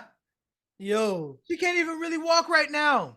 Yeah. Bro, if I'm that old, I need to be somewhere chilling. That's what I'm saying, bro. Like I need to be somewhere chilling. Dog, get me up out the game, dog. If I'm still doing that. Enjoying the fruits of your labor, man. Like yeah, we talked about this before. So this article goes on to say that after the 18, so she returned last week. Connor told Politico, "I stand by what I said at the time because 3 months is a long time to be absent without any clarity." He added, but given where we are, I'm hopeful. I'm giving the situation the benefit of the doubt and hopeful that she'll be able to fulfill her duty. That that's what I care about. So there's other people that are whispering. They're making polls now. We have some polls that are out. Yeah. And in a new CBS News poll, a big majority favor maximum age limits for elected officials. Yes. Remember, we talked about before where there's like a minimum age limit for you to be like president. 35, yep. You know what I mean? And then some states, of course, it's going to be like for you to be a council member or to you be governor, you know? Sure. But there's never been an upper limit. So these things, why wouldn't they never be an upper limit? What if somebody's 101? Yeah, that's weird. We never thought about it. So the whole founding fathers were perfect kind of bullshit. These motherfuckers was drunk. They wrote the Constitution and the bill, the Declaration of Independence drunk. Really? This is facts, right? And they did not always dot the I's and cross the T's. You know what I mean? And so they missed a lot of stuff. Yeah. And that's why they had us. And sometimes they put commas in weird places. That's why the Second Amendment is such a problem. You know, so either way, they wasn't in there. So we live in an era, the article begins here. We live in an era of stark political division, but there's at least one aspect of politics both sides agree on, which is a maximum age limit for elected officials. Most feel that after a certain age, they should not be permitted to hold office.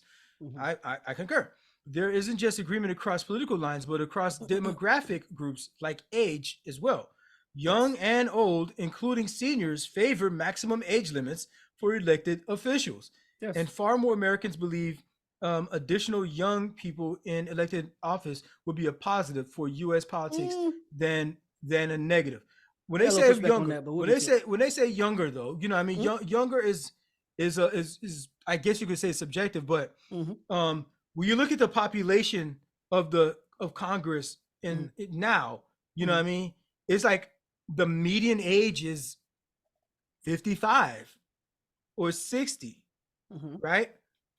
Versus maybe we could get that down to 50. You know what I mean? If you could get it down to 50, that means you have more young people that's about, you know, that's 30 years old going in there, that's 40 years old going in there, you know what I mean? I think Biden was 29 when he first got in or some crazy thing like that, right? And so you'll have a little bit more of a population that to get to what like that just that median age is a little bit lower. At least you get that. I mean, down. Obama was president at what? He was like 44 when he was something like that when he was president. Yeah, I think he's like so I can accept that. Like if the average age is like 45 to 50, I'll feel comfortable with that. Yeah, that would be the average age. You know what I mean? Maybe you have a couple of older folks that's in there. They've been with for a while. They know how the institution works. They've been. They might have been in the game. But that's the other thing too, dog. These niggas be in there for 20 years sometimes. 15 years. I do. It is one job. Do you think it should be like the military though? Because I know the military has like a 25 to 30 years something, so you get like a full kind of retirement. But I think there's people that think it should be something like that.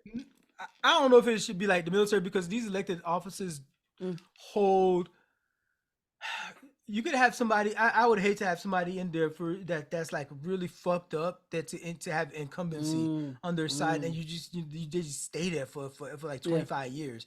Yeah. You know, so I don't think it should be that long for sure. There should be term limits, and there should be definitely should be term limits. Like some governors do, just like the presidency has term limits. Yeah. I think every office should have term. The Supreme Court should have term limits.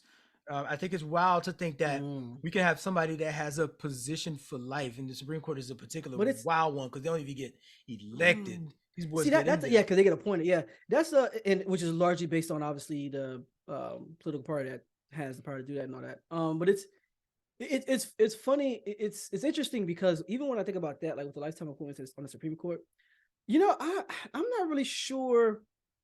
I haven't really concluded on that matter, right? Like how I feel about like it being a lifetime appointment, like if it's ultimately a good thing or if it's ultimately a net positive or not, because like and it's probably because of just my framework and what I believe in as far as like having like consistent traditional laws in a sense, conservative laws in a sense, but I'm also thinking about like being in a world where laws are changing every 4 years, like not saying it's gonna be like a drastic overall, but just kind of float with me, right? Like in an imaginary world, say laws are changing frequently every 4 years. It's a new set of laws that's like, okay, now we're not allowed to I don't know, run on the sidewalk. Abortions. You know what I'm saying? But the next 4 years, okay, now we can have them. Okay, this year, now we're not allowed to, I don't know, carry cell phones on the plane. But see, this is what's happening now, though. This is what's happening now. But you can allow Court is overturning itself. Like, okay. The Supreme Court is overturning itself. By adding it's more overturning seats precedents. nature. But nobody's adding more seats or anything. But like, it is ruling in ways and in on things that it should have never done before. First of all, the Supreme Court should have had nothing to do with Bush v. Gore. Right? In terms of just deciding who that is. If anything, they're gonna make decisions just like do another fucking recount. That's what you need to do. That's true. That's true. You're gonna just decide this? Yeah, right? yeah. They should never be anywhere near that. Okay, so then I'll give you that one. You have the freaking the goddamn, what do you call that shit? The freaking lines, right? The gerrymandering. Okay, yeah, gerrymandering lines. Yes. Right? Yes. And you have to take it to the freaking Supreme Court too. Whereas the state Supreme Court should be able to handle that. And that's it. And the Supreme Court of the United States should not be, but now they are. You know what I mean? Like they just like they get involved in it now. Well, because things that they never really got involved in, they're getting involved in corporate, like telling corporations are people. Like when that came down, corporations are people too. It's like, wait a minute, y'all's not supposed to be into the markets. Like, y'all really gonna affect the markets, like in like political campaigning, because now they could freaking donate almost any amount to this campaign. Yeah. They could start any of these PACs. It's very true. Yeah. So but I wanted to they're mention not consistent. I think that's the fascinating thing about it, but that's also the irritating thing about it. Because I'm thinking about even like with the gerrymandering you just talked about for a second. Because redistricting is happening all the time, but to have the Supreme Court involved in that process is weird, right? It should be a state level kind of thing. The voting rights joint, the voting rights thing, they freaking and even overturned that to suppress voter suppression, voter suppression, all that. So, but here's the thing: I mean, it is a real issue. Here's the thing: sure. Yeah, we all were under the impression, we was all under the fake assumption that the Supreme Court was impartial. This is some holier than thou freaking all of them are Aristotles, all of them are Deepak Chopra's. That's the idea, but execution scrutiny. is not there. Bruh, these so-called oracles, right, are sitting up there and they just regular motherfuckers that are greedy, that are flawed, that are vulnerable, that are sensitive to one subject, that are religious, that are not. These are regular ass people that they're not just looking at the law. You can literally look back now and see who which I like party this. I got a couple for you. Put them in there which president put them in there, and you can know how they vote. Yeah, sure. There should be no such thing as a conservative judge. There should be no such thing as a liberal judge. Absolutely. If you're at the Supreme Court, you're supposed to be an oracle type. Yeah. Yep. Right? You're at this fucking thing where you're just like above all of this partisan bullshit. And I ain't gonna lie, that's a fact. I agree with that. We had also in my master's course, we had like a hotly debated session on the rule of law, right? And when you talk about Supreme Court, that's essentially the premise of the Supreme Court is like, how do we dictate, based on everything that's happening in America, how do we dictate what the actual rule of law is to govern the society in the best way possible, right? And so in but the Supreme Court's job is not to govern, though. It's not to govern, but it's to establish the rule of law. It's to define and interpret what the rule of law is. Well, that is essentially what they dictate. Yeah. Like they don't establish it though, because it's established by Congress. Yeah, and then the Supreme Court has to say, is this bullshit or not? Yeah, they define it. Like they define it. You know what I'm saying? Like what the rule of law is and interpret it. And then from there, we have obviously other branches that will establish it. Yeah, so I understand because there's a piece of establishment and implementation, and there's a piece of enforcement when it comes to like police, whatever. So like there's all these different layers, right? Of course. So this is my question. This is my question for you though. In a fictitious world, do away with the Supreme Court. Like it doesn't even exist. Like do away with it. How would you be able to establish the rule of law? So first of all, why would I? Okay. So you have your Department of Justice, for example, right? And so that could be the final arbiter. So whoever you have as maybe at the top of the DOJ, you have a committee, for example, right? And that committee would be they would, there's this dispute out there in the nation. One side says this, the other side says that, and this has national implications. The Justice Department, which has a staff of a goddamn million people, yes. And they do have a lot of people. And even the higher ups will all be, the department heads they'll have a department perhaps that, which they do now, that are like, if it's a domestic terrorism issue, or if it's a economy issue, a tax issue, you have the different departments that are specialized in that for the DOJ. You have your, the tax department at DOJ, for example, right? So you can establish something like that, but those positions would become meritorious positions, which means you had to earn those spots. You have to earn those. You can't get appointed to it just by somebody being present or not. But also, there's the boss would be, if that's the executive, but then we would lose the three branches. So we can't. Yes, that's why we would lose the three branches. But I mean, who's to say fucking who needs three branches? Maybe two branches. Maybe we just have the two. But because there's and have a parliament. There's a bunch of different ways you can set all this shit up. Yeah. I thought about that too. Like, but even then, we don't have to get rid of Supreme Court for that. When it comes to exact interpretation of the law, we could just revamp the Supreme Court that we got now. To what exactly? To give them some fucking term limits. Yeah, but in how they rule, and how they rule and how they dissent. Well, there's still. Here's nothing you need to do. Here's nothing you do. We have a lot of these fucking rules that's on the books are voluntary shit. Matter of fact, the Supreme Court doesn't even have a code of ethics. Really? There's one for every level under them. For all the federal judges, all the freaking local judges. There's a code of ethics that they have. And mind you, even the code of ethics doesn't put you in jail. It doesn't give you a fine. It pretty much, if you violate the code of ethics, then either you can be maybe get a chance to be recalled by the local government wherever you're at, or you can be impeached, and they would have cause for impeachment because you broke the code of ethics thing. Right? You could be impeached. That would be kind of that. So, but even that bare minimum, just to have one for the Supreme Court, they don't have it. So you can't say they're violating any code of ethics.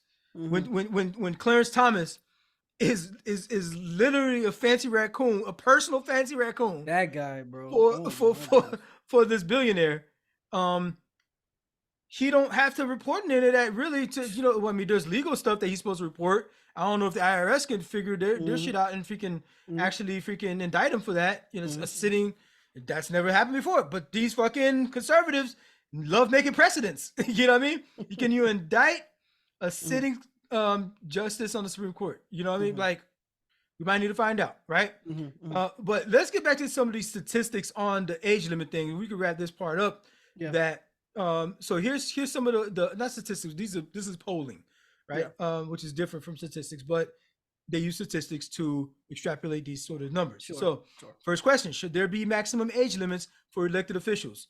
Yes, which 73% of people said yes. That's 73, absolutely. Right? The next question on there was the percentage of who favored maximum age limits for elected officials. They broke that down. So 71% of the people were among Democrats. 71% said they favored upper maximum age limits. Of independents, 75% of them said that they were in favor of a limit. How about this? Even Republicans, 75% of them said that they favored. So that's interesting. I'm not on some branch off some limb by myself. Yeah. When I said there should be an upper limit to this stuff, I'm not on a limb. This is like people are thinking this, right? And we're seeing it in real time. And some people like Diane Feinstein, right? She's not the only one. Trump, Biden, who? Okay, so next one. Percentage of who favor maximum age limits for elected officials, and now we're doing it with age, right? So when you ask people from 18 to 29 years old, 68% of them say they think it should be a limit. When you ask people from 30 to 44, 75%. From 44 to 64, 75%. Right? And even people above 65 years old, 74% of them were like, yeah. I'm old and I know.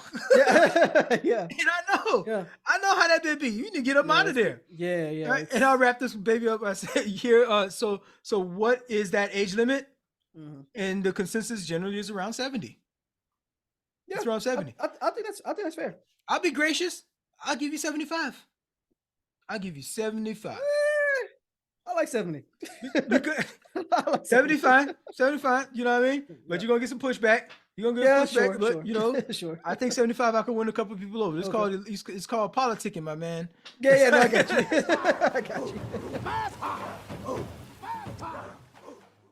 Content creators a few content creators on TikTok are feeling some kind of way with this ban that's going on in Montana. It's the first in-nation law banning TikTok is what I'm talking about. And Montana has been the first state to implement this ban of TikTok. Right. I don't know if folks were paying attention, they might have noticed that there was the TikTok people went up to Congress and they had a hearing. Yeah, absolutely. It's been a topic of discussion, especially on the Hill. It's been a topic of discussion of banning this app entirely because of obviously it being an application that was created by a Chinese Chinese company called Byte. What is it called? ByteDance or something like that? ByteDance. And we all know how the U.S. feels about communism and just China in general. I do think that TikTok is legitimately an application that we should be concerned about, especially it being an application that was created by this Chinese company. Now, if you know anything about a lot of the market in the United States, a lot of we get a lot of import from China in various industries. So some people may even argue that China owns US, which is a whole nother conversation. Well, they got something over our heads. They absolutely do, because the US owes China a lot of money too. So it's quite a few different things. The one thing that China is doing for sure is culturally spreading themselves out and economically spreading themselves out throughout several continents. So not only the US, but like Africa, Australia, through contracts, all kinds of different negotiations, through loans. They are absolutely, and I would say calculated. They are. It's in a very insidious and strategic way that they are imprinting themselves across several nations, across several continents. So I do got smoke for China. I'm not gonna hold you, but this particular article that Darwin is gonna dig into as far as TikTok goes is we have some content creators who who filed a lawsuit against obviously this government in Montana about this ban. So bro, you want to go ahead and talk more about it? First of all, we had the capability to get TikTok on government phones before. Sure. And they put a kibosh on that bit. You can't do that no way. Because because they're like, yo, they realize that by the sheer fact that TikTok is a company in China, the way the laws are set up over there, the government over there can pretty much do what the fuck they want. They can ask for anything they want with any of the companies that go over there. Yes. That are from over there. Mm-hmm. The I believe the CEO, he was at Congress, and they were asking him, they were trying to nail him on it, like, yo, is China, does the government, of China, I mean, are they able to get information from you if they request? And he kept on insisting, like, no, our information, we are secure, and he just started trying to, like, pound the table at, like, how he's not he is not obligated like anybody else would be over there in China, that his company, there's nothing to worry about, right? Meanwhile, there was another interview. Meanwhile, there's an interview that was done. I saw on I forgot what show this was, but another rep from the company, right? I think they were asking him. They said, they asked him, literally bound by Chinese law. This is crazy. They asked him, this is a white guy now, right? He's a white guy, but he works for the company. And so they ask him, do you agree that there are slave labor camps in China?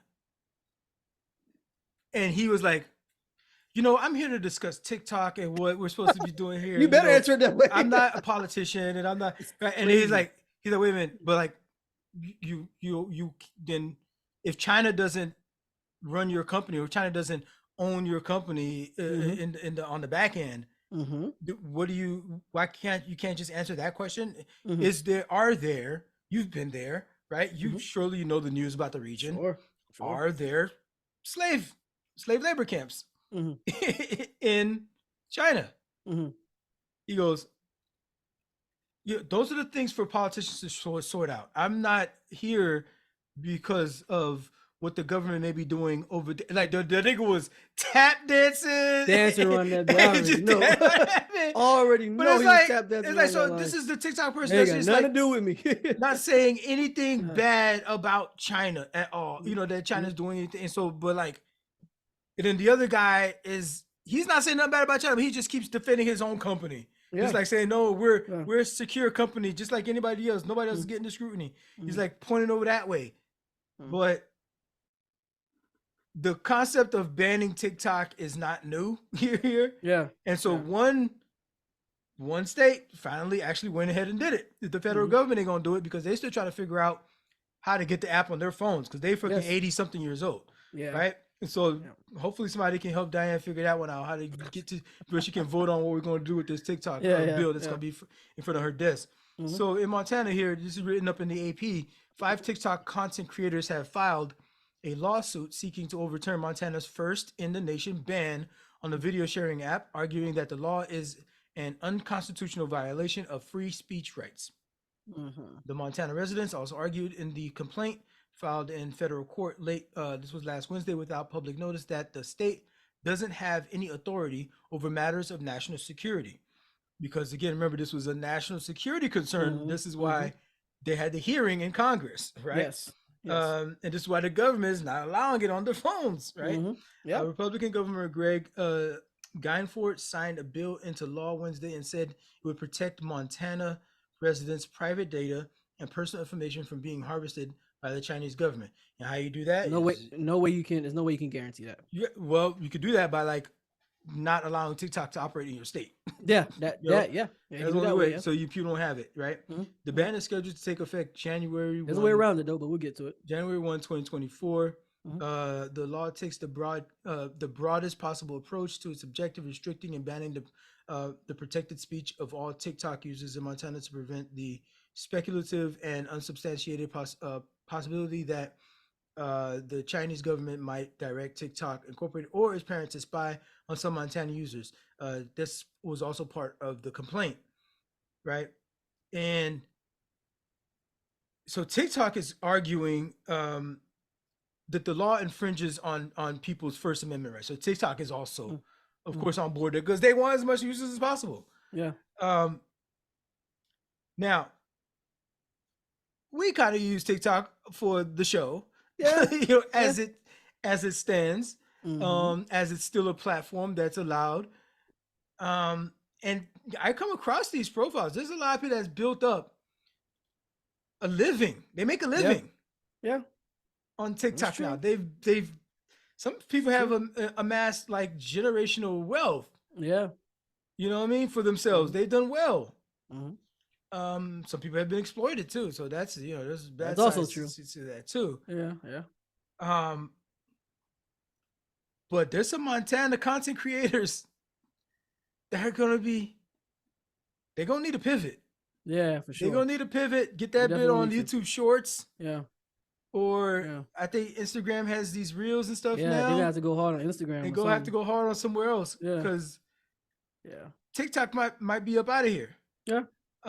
It's a legitimate chance. For sure. That's gonna be so. We use it a little bit for the show, but it's not like it's a primary source to disseminate our content. Yeah. There's definitely other avenues we can use. There's other avenues. So I'm if you're a content creator out there, maybe it's time to start thinking about, migrating some of your followers, encouraging them to maybe download that other app, you know what I mean? And it might have to be an upcoming app, maybe, Yeah. So or something like that, but you gotta get people's over. TikTok is about to get out of here. Sure. And there are always other companies and other developers that are creating other apps to like rival TikTok, right? To provide the same type of fluidity, convenience, and just style, right? Now there's a way to get away with this, folks in Montana, which was also mentioned in the article, is using a VPN, right? Essentially, with a VPN. So just to explain how a VPN works in layman's terms to people who they hear the term, they're like, hey, I'll use VPN, but this is really how it works. What does VPN stand for? So VPN stands for Virtual Private Network. That's what it stands for. And essentially what a VPN does is it conceals your actual geographical location by essentially jumping you to another location geographically, right? So wherever you're located at, there's like, you can go on your web browser even now if you have some chance and say, hey, what's my public IP? So based on your public IP, that gives an approximation of where you are physically, right? Because depending on where you are in the country or in the world, there's like different IPs have different octets. Data protocols. Octets. Yeah, they have. It's the same protocol because the protocols are usually IPv4, IPv6, but IPv4 is what we get these IP addresses from that we see where there's like 4 octets, where it's like 1.1.192.60 or something like that. Just it's random. So octets will be the numbers within those dots, right? But you'll have like an actual general IP that will show like, oh, this person's in the US or this person is in Australia, this person is in the UK or whatever. But what a VPN does is it conceals your actual location. So it conceals that IP and gives you a totally different IP. And you're basically pinging from, according to the network that you're on or attached to, you're pinging from Japan or like depending on the VPN server that you use, right? Or you're pinging from this, you know what I'm saying? So like, okay, so something's happened to me before. I have a couple experiences with the VPNs, right? First of all, I don't know if that should always be working like that. It be saying it's on, but I don't know if that should really be on. There are VPNs and there are VPNs. You know what I mean? Okay, so that's one. The other thing, I was in Japan at one point trying to watch something on Netflix. Yeah. And apparently that thing on Netflix, I don't know if it was Netflix and it was that thing on Netflix. It don't show up over there. Yeah. Because they don't show up in Japan. So I use a VPN thinking, I'm say, hey, I'm in LA or something. You know what I mean? I'm in Florida. Yeah. And I still couldn't see the content. Still couldn't see, yeah. So there's some VPN services that work better than others. I will say that. And then there's another thing. So like, let's say if I wanted to, I remember I was doing this for. Let's call them the Napster days, okay? The Napster days. We already know. You know what I mean? I knew where you're going. And you're trying to acquire some content. You know, and this freaking FBI warning comes up. You think you can put the VPN on? Yeah. Because it's like you go to a different. I'm coming from a different country to get to this content. Yeah. FBI ain't got no jurisdiction here, and my VPN didn't work. That thing still came up. So, the fans is watching. They still watching. They always watching it. It's the vibes. You already know what we do. So we, here in Challenge Day, we always rocking to something new, something fresh, something exciting. What you got, bro? What vibes you got for us this day? Couple big movies came out. Yes. People been anticipating. Yes. Fast and Furious 10 or Fast X, right? Bro. And Little Mermaid, right? But a little bit more on Fast and Furious in a second. So I got smoke for Fast X. This isn't this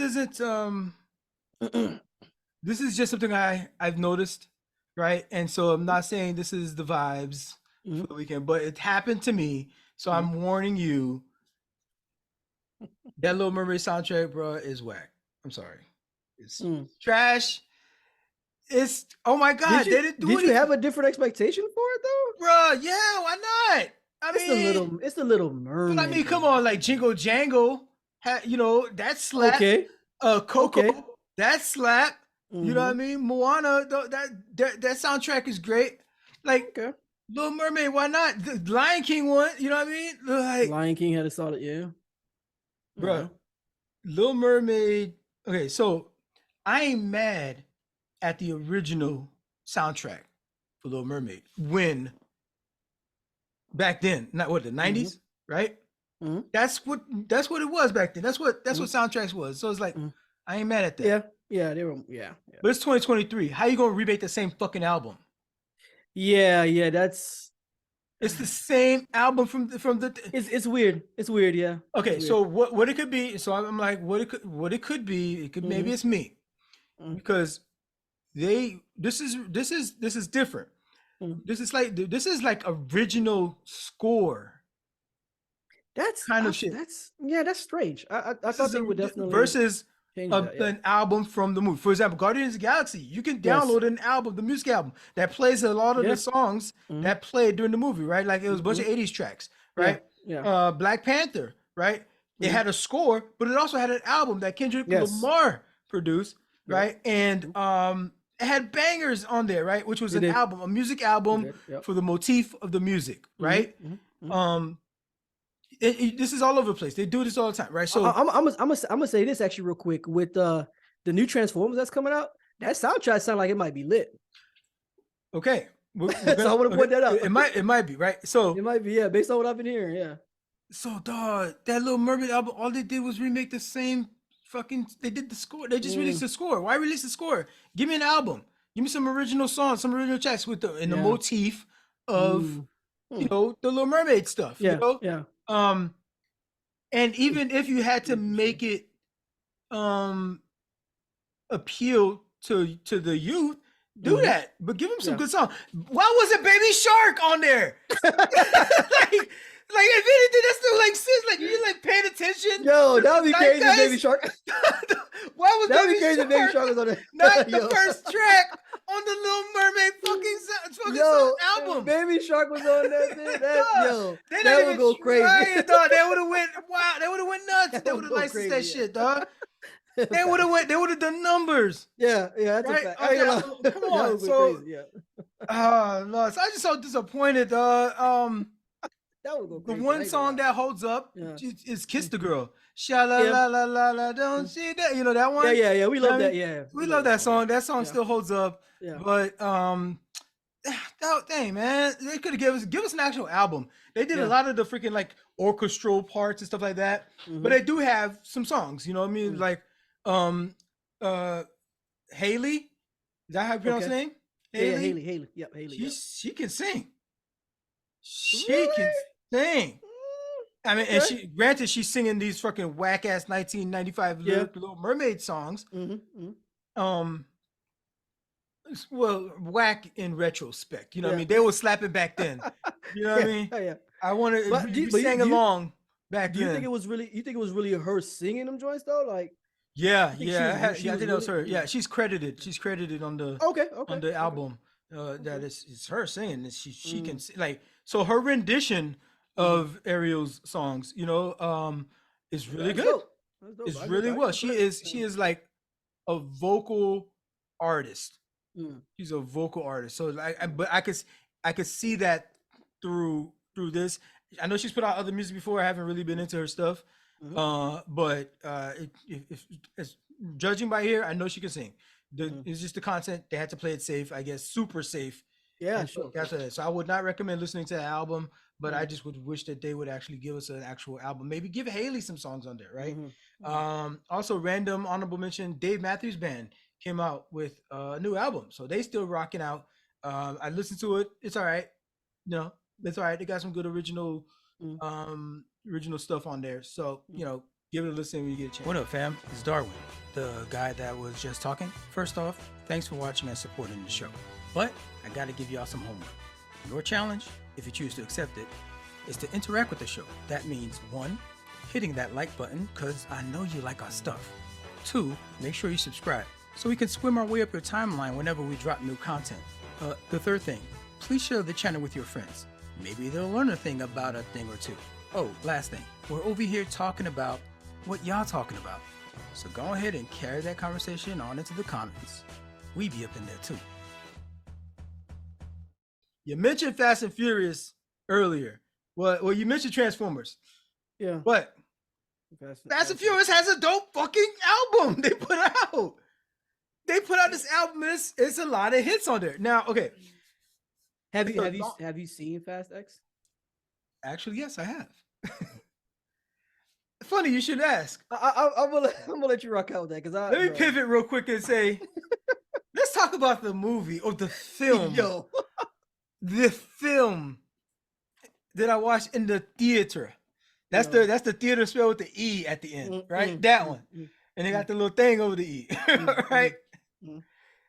That Fast and Furious was, it was beautiful. What? Really? It was so good.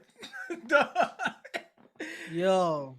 Now, if you took a ball of glitter and inflated it to the size of a hot air balloon. Okay. And then hit that bit with a nuke, that still wouldn't be enough chaos to cover what the fuck they did in this movie. The damage they did to every goddamn country they landed on. Yo.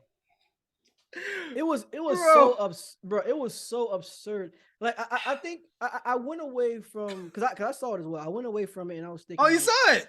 Yeah, I saw it, bro. I was so irritated at just like the lack of realism. Right? They had the same. They had the same like crazy CGI and like corny Tyrese lines and all that stuff with him and they always had like the same, and of course the same scene of like.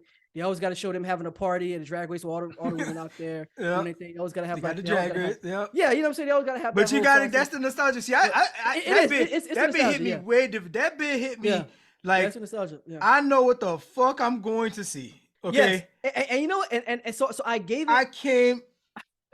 I wasn't as critical about it because I knew what I was going to see. Right. I'm like, this is Fast and the Furious. Right. I'm like, this is Fast and Furious.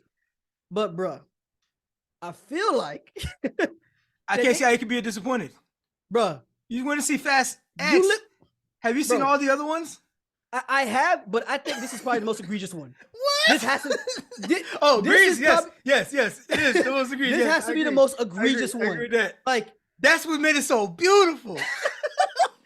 Bro, I was mad. I was literally fuming. I bet the things how are that, y'all even I more bet the egregious? things, I bet the things that you were mad at Yeah, were things that I legit, that you probably real enjoyed. talk. Yeah.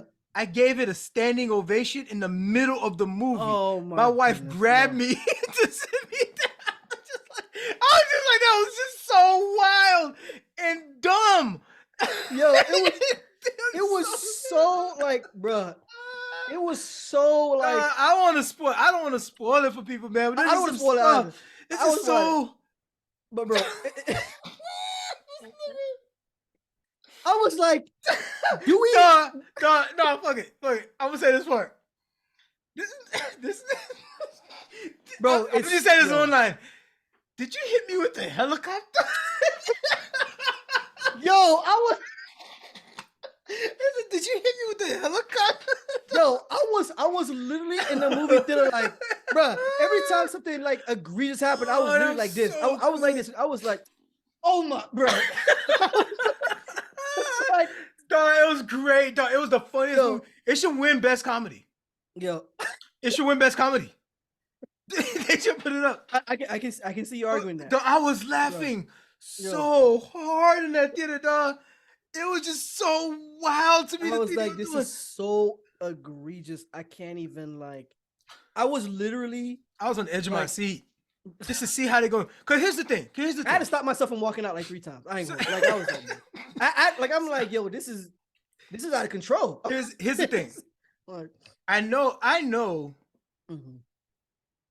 It's gonna be crazy, right? Mm-hmm. Mm-hmm. And they've gotten to the point where I'm talking about homie. I'm talking about dog. Ludacris and Tyrese went to space in a car that they built in a garage somewhere. Jesus Christ, bro! They did that. This nigga defeated a submarine with a car. Yes. He outran a submarine. He did this and he jumped over it and everything. And jumped over, yeah. It jumped over it with the car. There's nothing. So this reminds me of like maybe gun culture in America, where it's like everything is resolved if you got a gun. You know what I mean? In America, everything if you got a gun, right? Yes. In Fast and Furious, as long as you got a car, as long as you got a car, there's nothing you can't do. Nothing you can't do. So it's two things. But see, this is important though. A car and family. I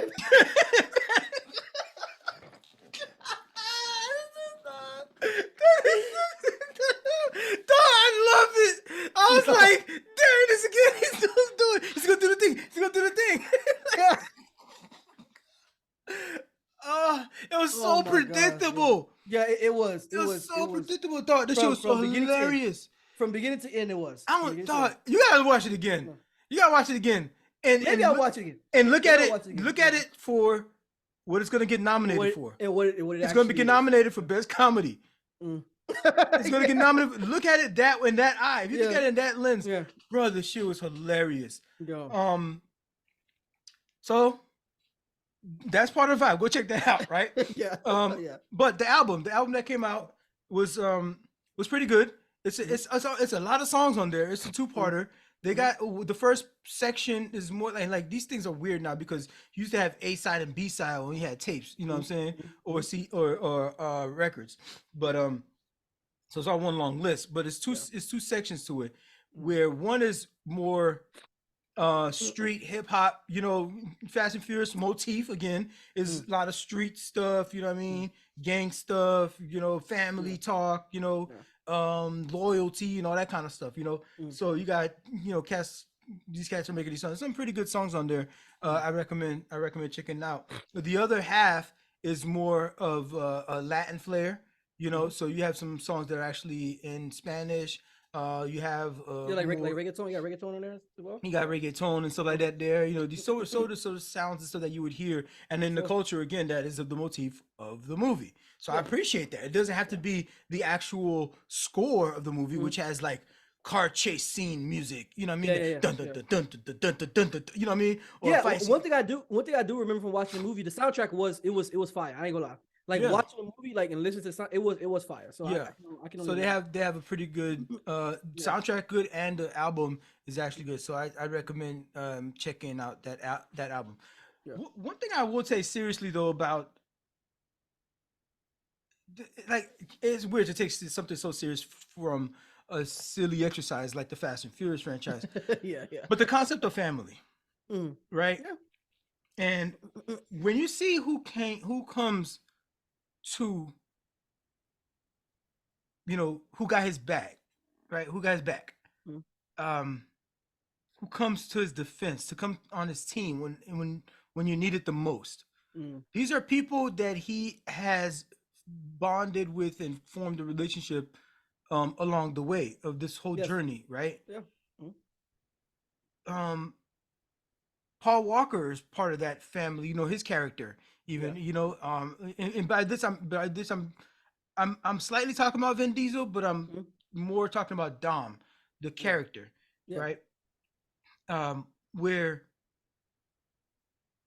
when he says family, he's not just talking about blood. Mm. There's something to be said about the people that we have That you actually collected choose. over the years that Yes. you choose, Absolutely. Mm. right? Because I know I have people that I choose to love and consider as family. Mm. Um, that would even be like in my will or some shit, you know, Mm. um, that are not blood, Mm. and I chose them, and Yeah. they've chosen me, Mm. and so we've been rocking with each other. We rock with each other for a long ass time, Yeah. and he has the same kind of not the a dilemma, but the same kind of paradigm. Mm. Dom is that all these people that we've seen in these movies that have been collected and building this team, when they call family dinner, you see they sit on that big ass table. It's Yeah. all this people that are really friends Yeah. and associates that are like Mm. family now. Mm. Mm. Um, and so I appreciate those people in Mm. my life, and I really like the family that you know, we're closer to our actual blood relatives, closer to some, you know, more distant to others, Mhm. and they had that same relationship with us. You know, I mean, some of Yeah. them don't really know don't even know my American name. They only know me by my Haitian Dadu. You Yeah. know, Yeah. uh, uh, so you know, but in general, um, I would say I really like the family that I've built. I'm Mhm. not saying in comparison to my blood relative or anything like that, but I'll make this definitive statement in and of itself that I really like the family that have been able to build. Mhm. Yeah, and I think that's a good point. Because I can kind of relate in that same sense as like, you know, you've heard that same you probably heard this phrase before where like you don't choose your family members, but you choose who you call a friend, right? Or Mm-hmm. you do choose the friends that you associate the people that you associate with that you end up calling friends.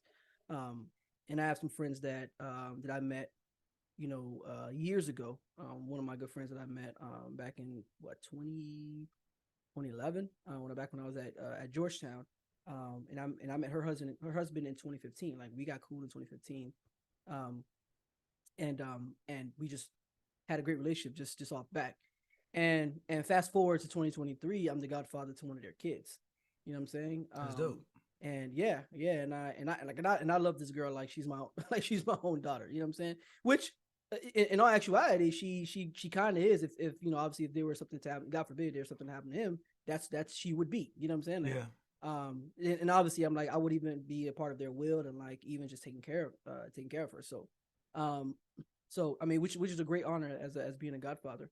Um, but it's telling of that relationship, right? And people who that you call family that aren't necessarily from the same family tree or even of the same bloodline as you. But yeah, but it's telling of the people that you have that type of relationship with, right? Because there are definitely some like my friends and people that I've even built relationships with here, like in the DMV.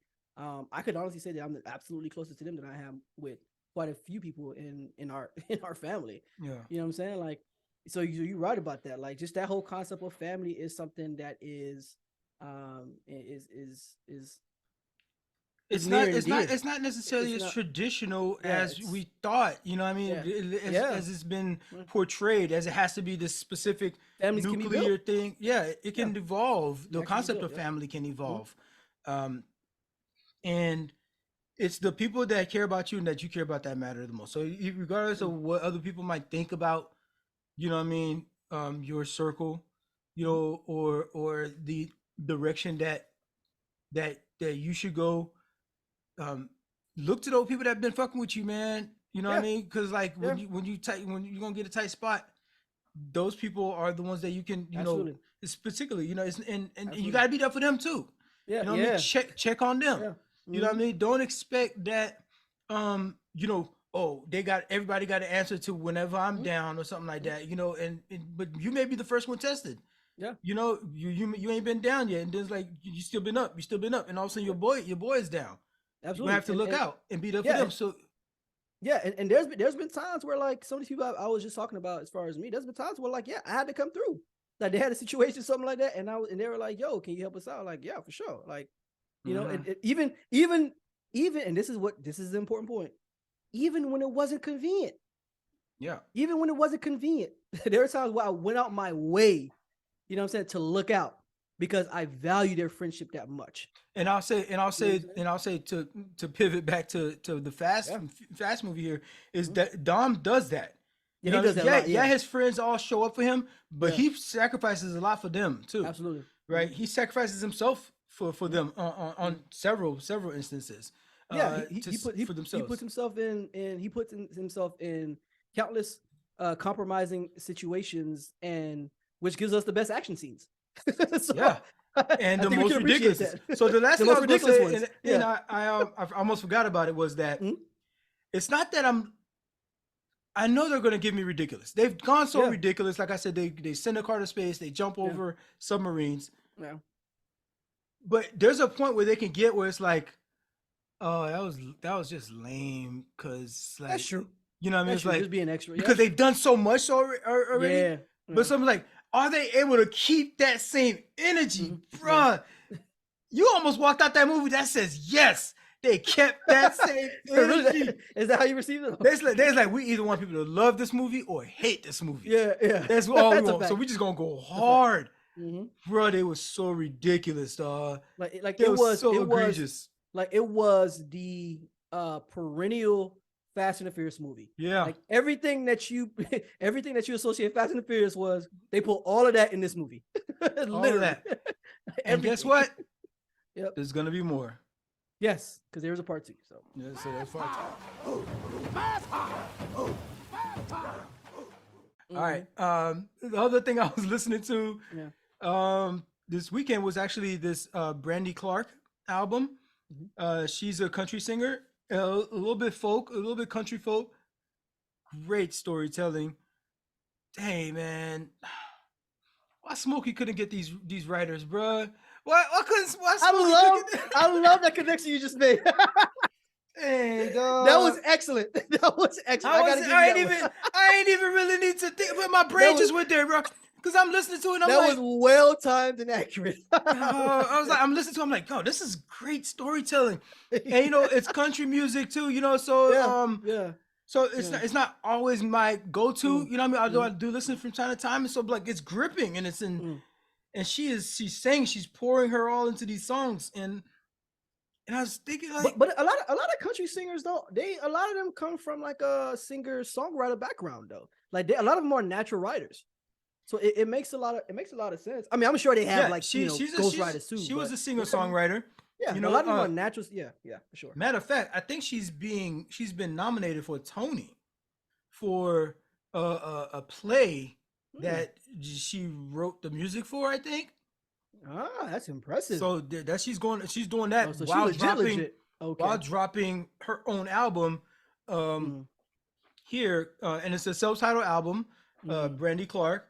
Okay. It is. So is this like her coming out? No, album she's or had other albums before, but this is like her more. I'd say I've been reading up on it, and it's probably her more personal album. There's a lot of personal stories in there.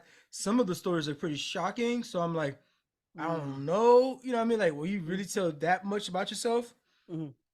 But some of them are personal stories, and she is um she's had other albums before. I think she has like five other albums. I don't. Oh, they mentioned here in the article. Okay, so listen. So, the Country Music Association Song of the Year honored 11-time Grammy-nominated singer-songwriter was recently nominated for a Tony Award for the Broadway musical Shuck, which she composed alongside songwriter Shane McNally. Listen up, your ears should go up. Clark could be halfway to an EGOT, an Emmy, Grammy, Oscar, and Tony Award wins, right? But still searching for the solo country artistic superstardom. Okay, so this is her self-titled album, but it doesn't say. I think it says that she's had other albums out before, but that's what it is. It's country music. You know, it's slow paced, but it's very like you have to like really listen in. You got to get the lyrics in. The vocals is amazing as well. She's a great singer, but the lyrics are even better. And you know, I guess that she must have got it in for the writer's strike. You know what I mean? Yeah, she must have got it in for the writer's strike. So Yeah. I don't know if they're being affected over there in the music industry as well. But them's the vibes.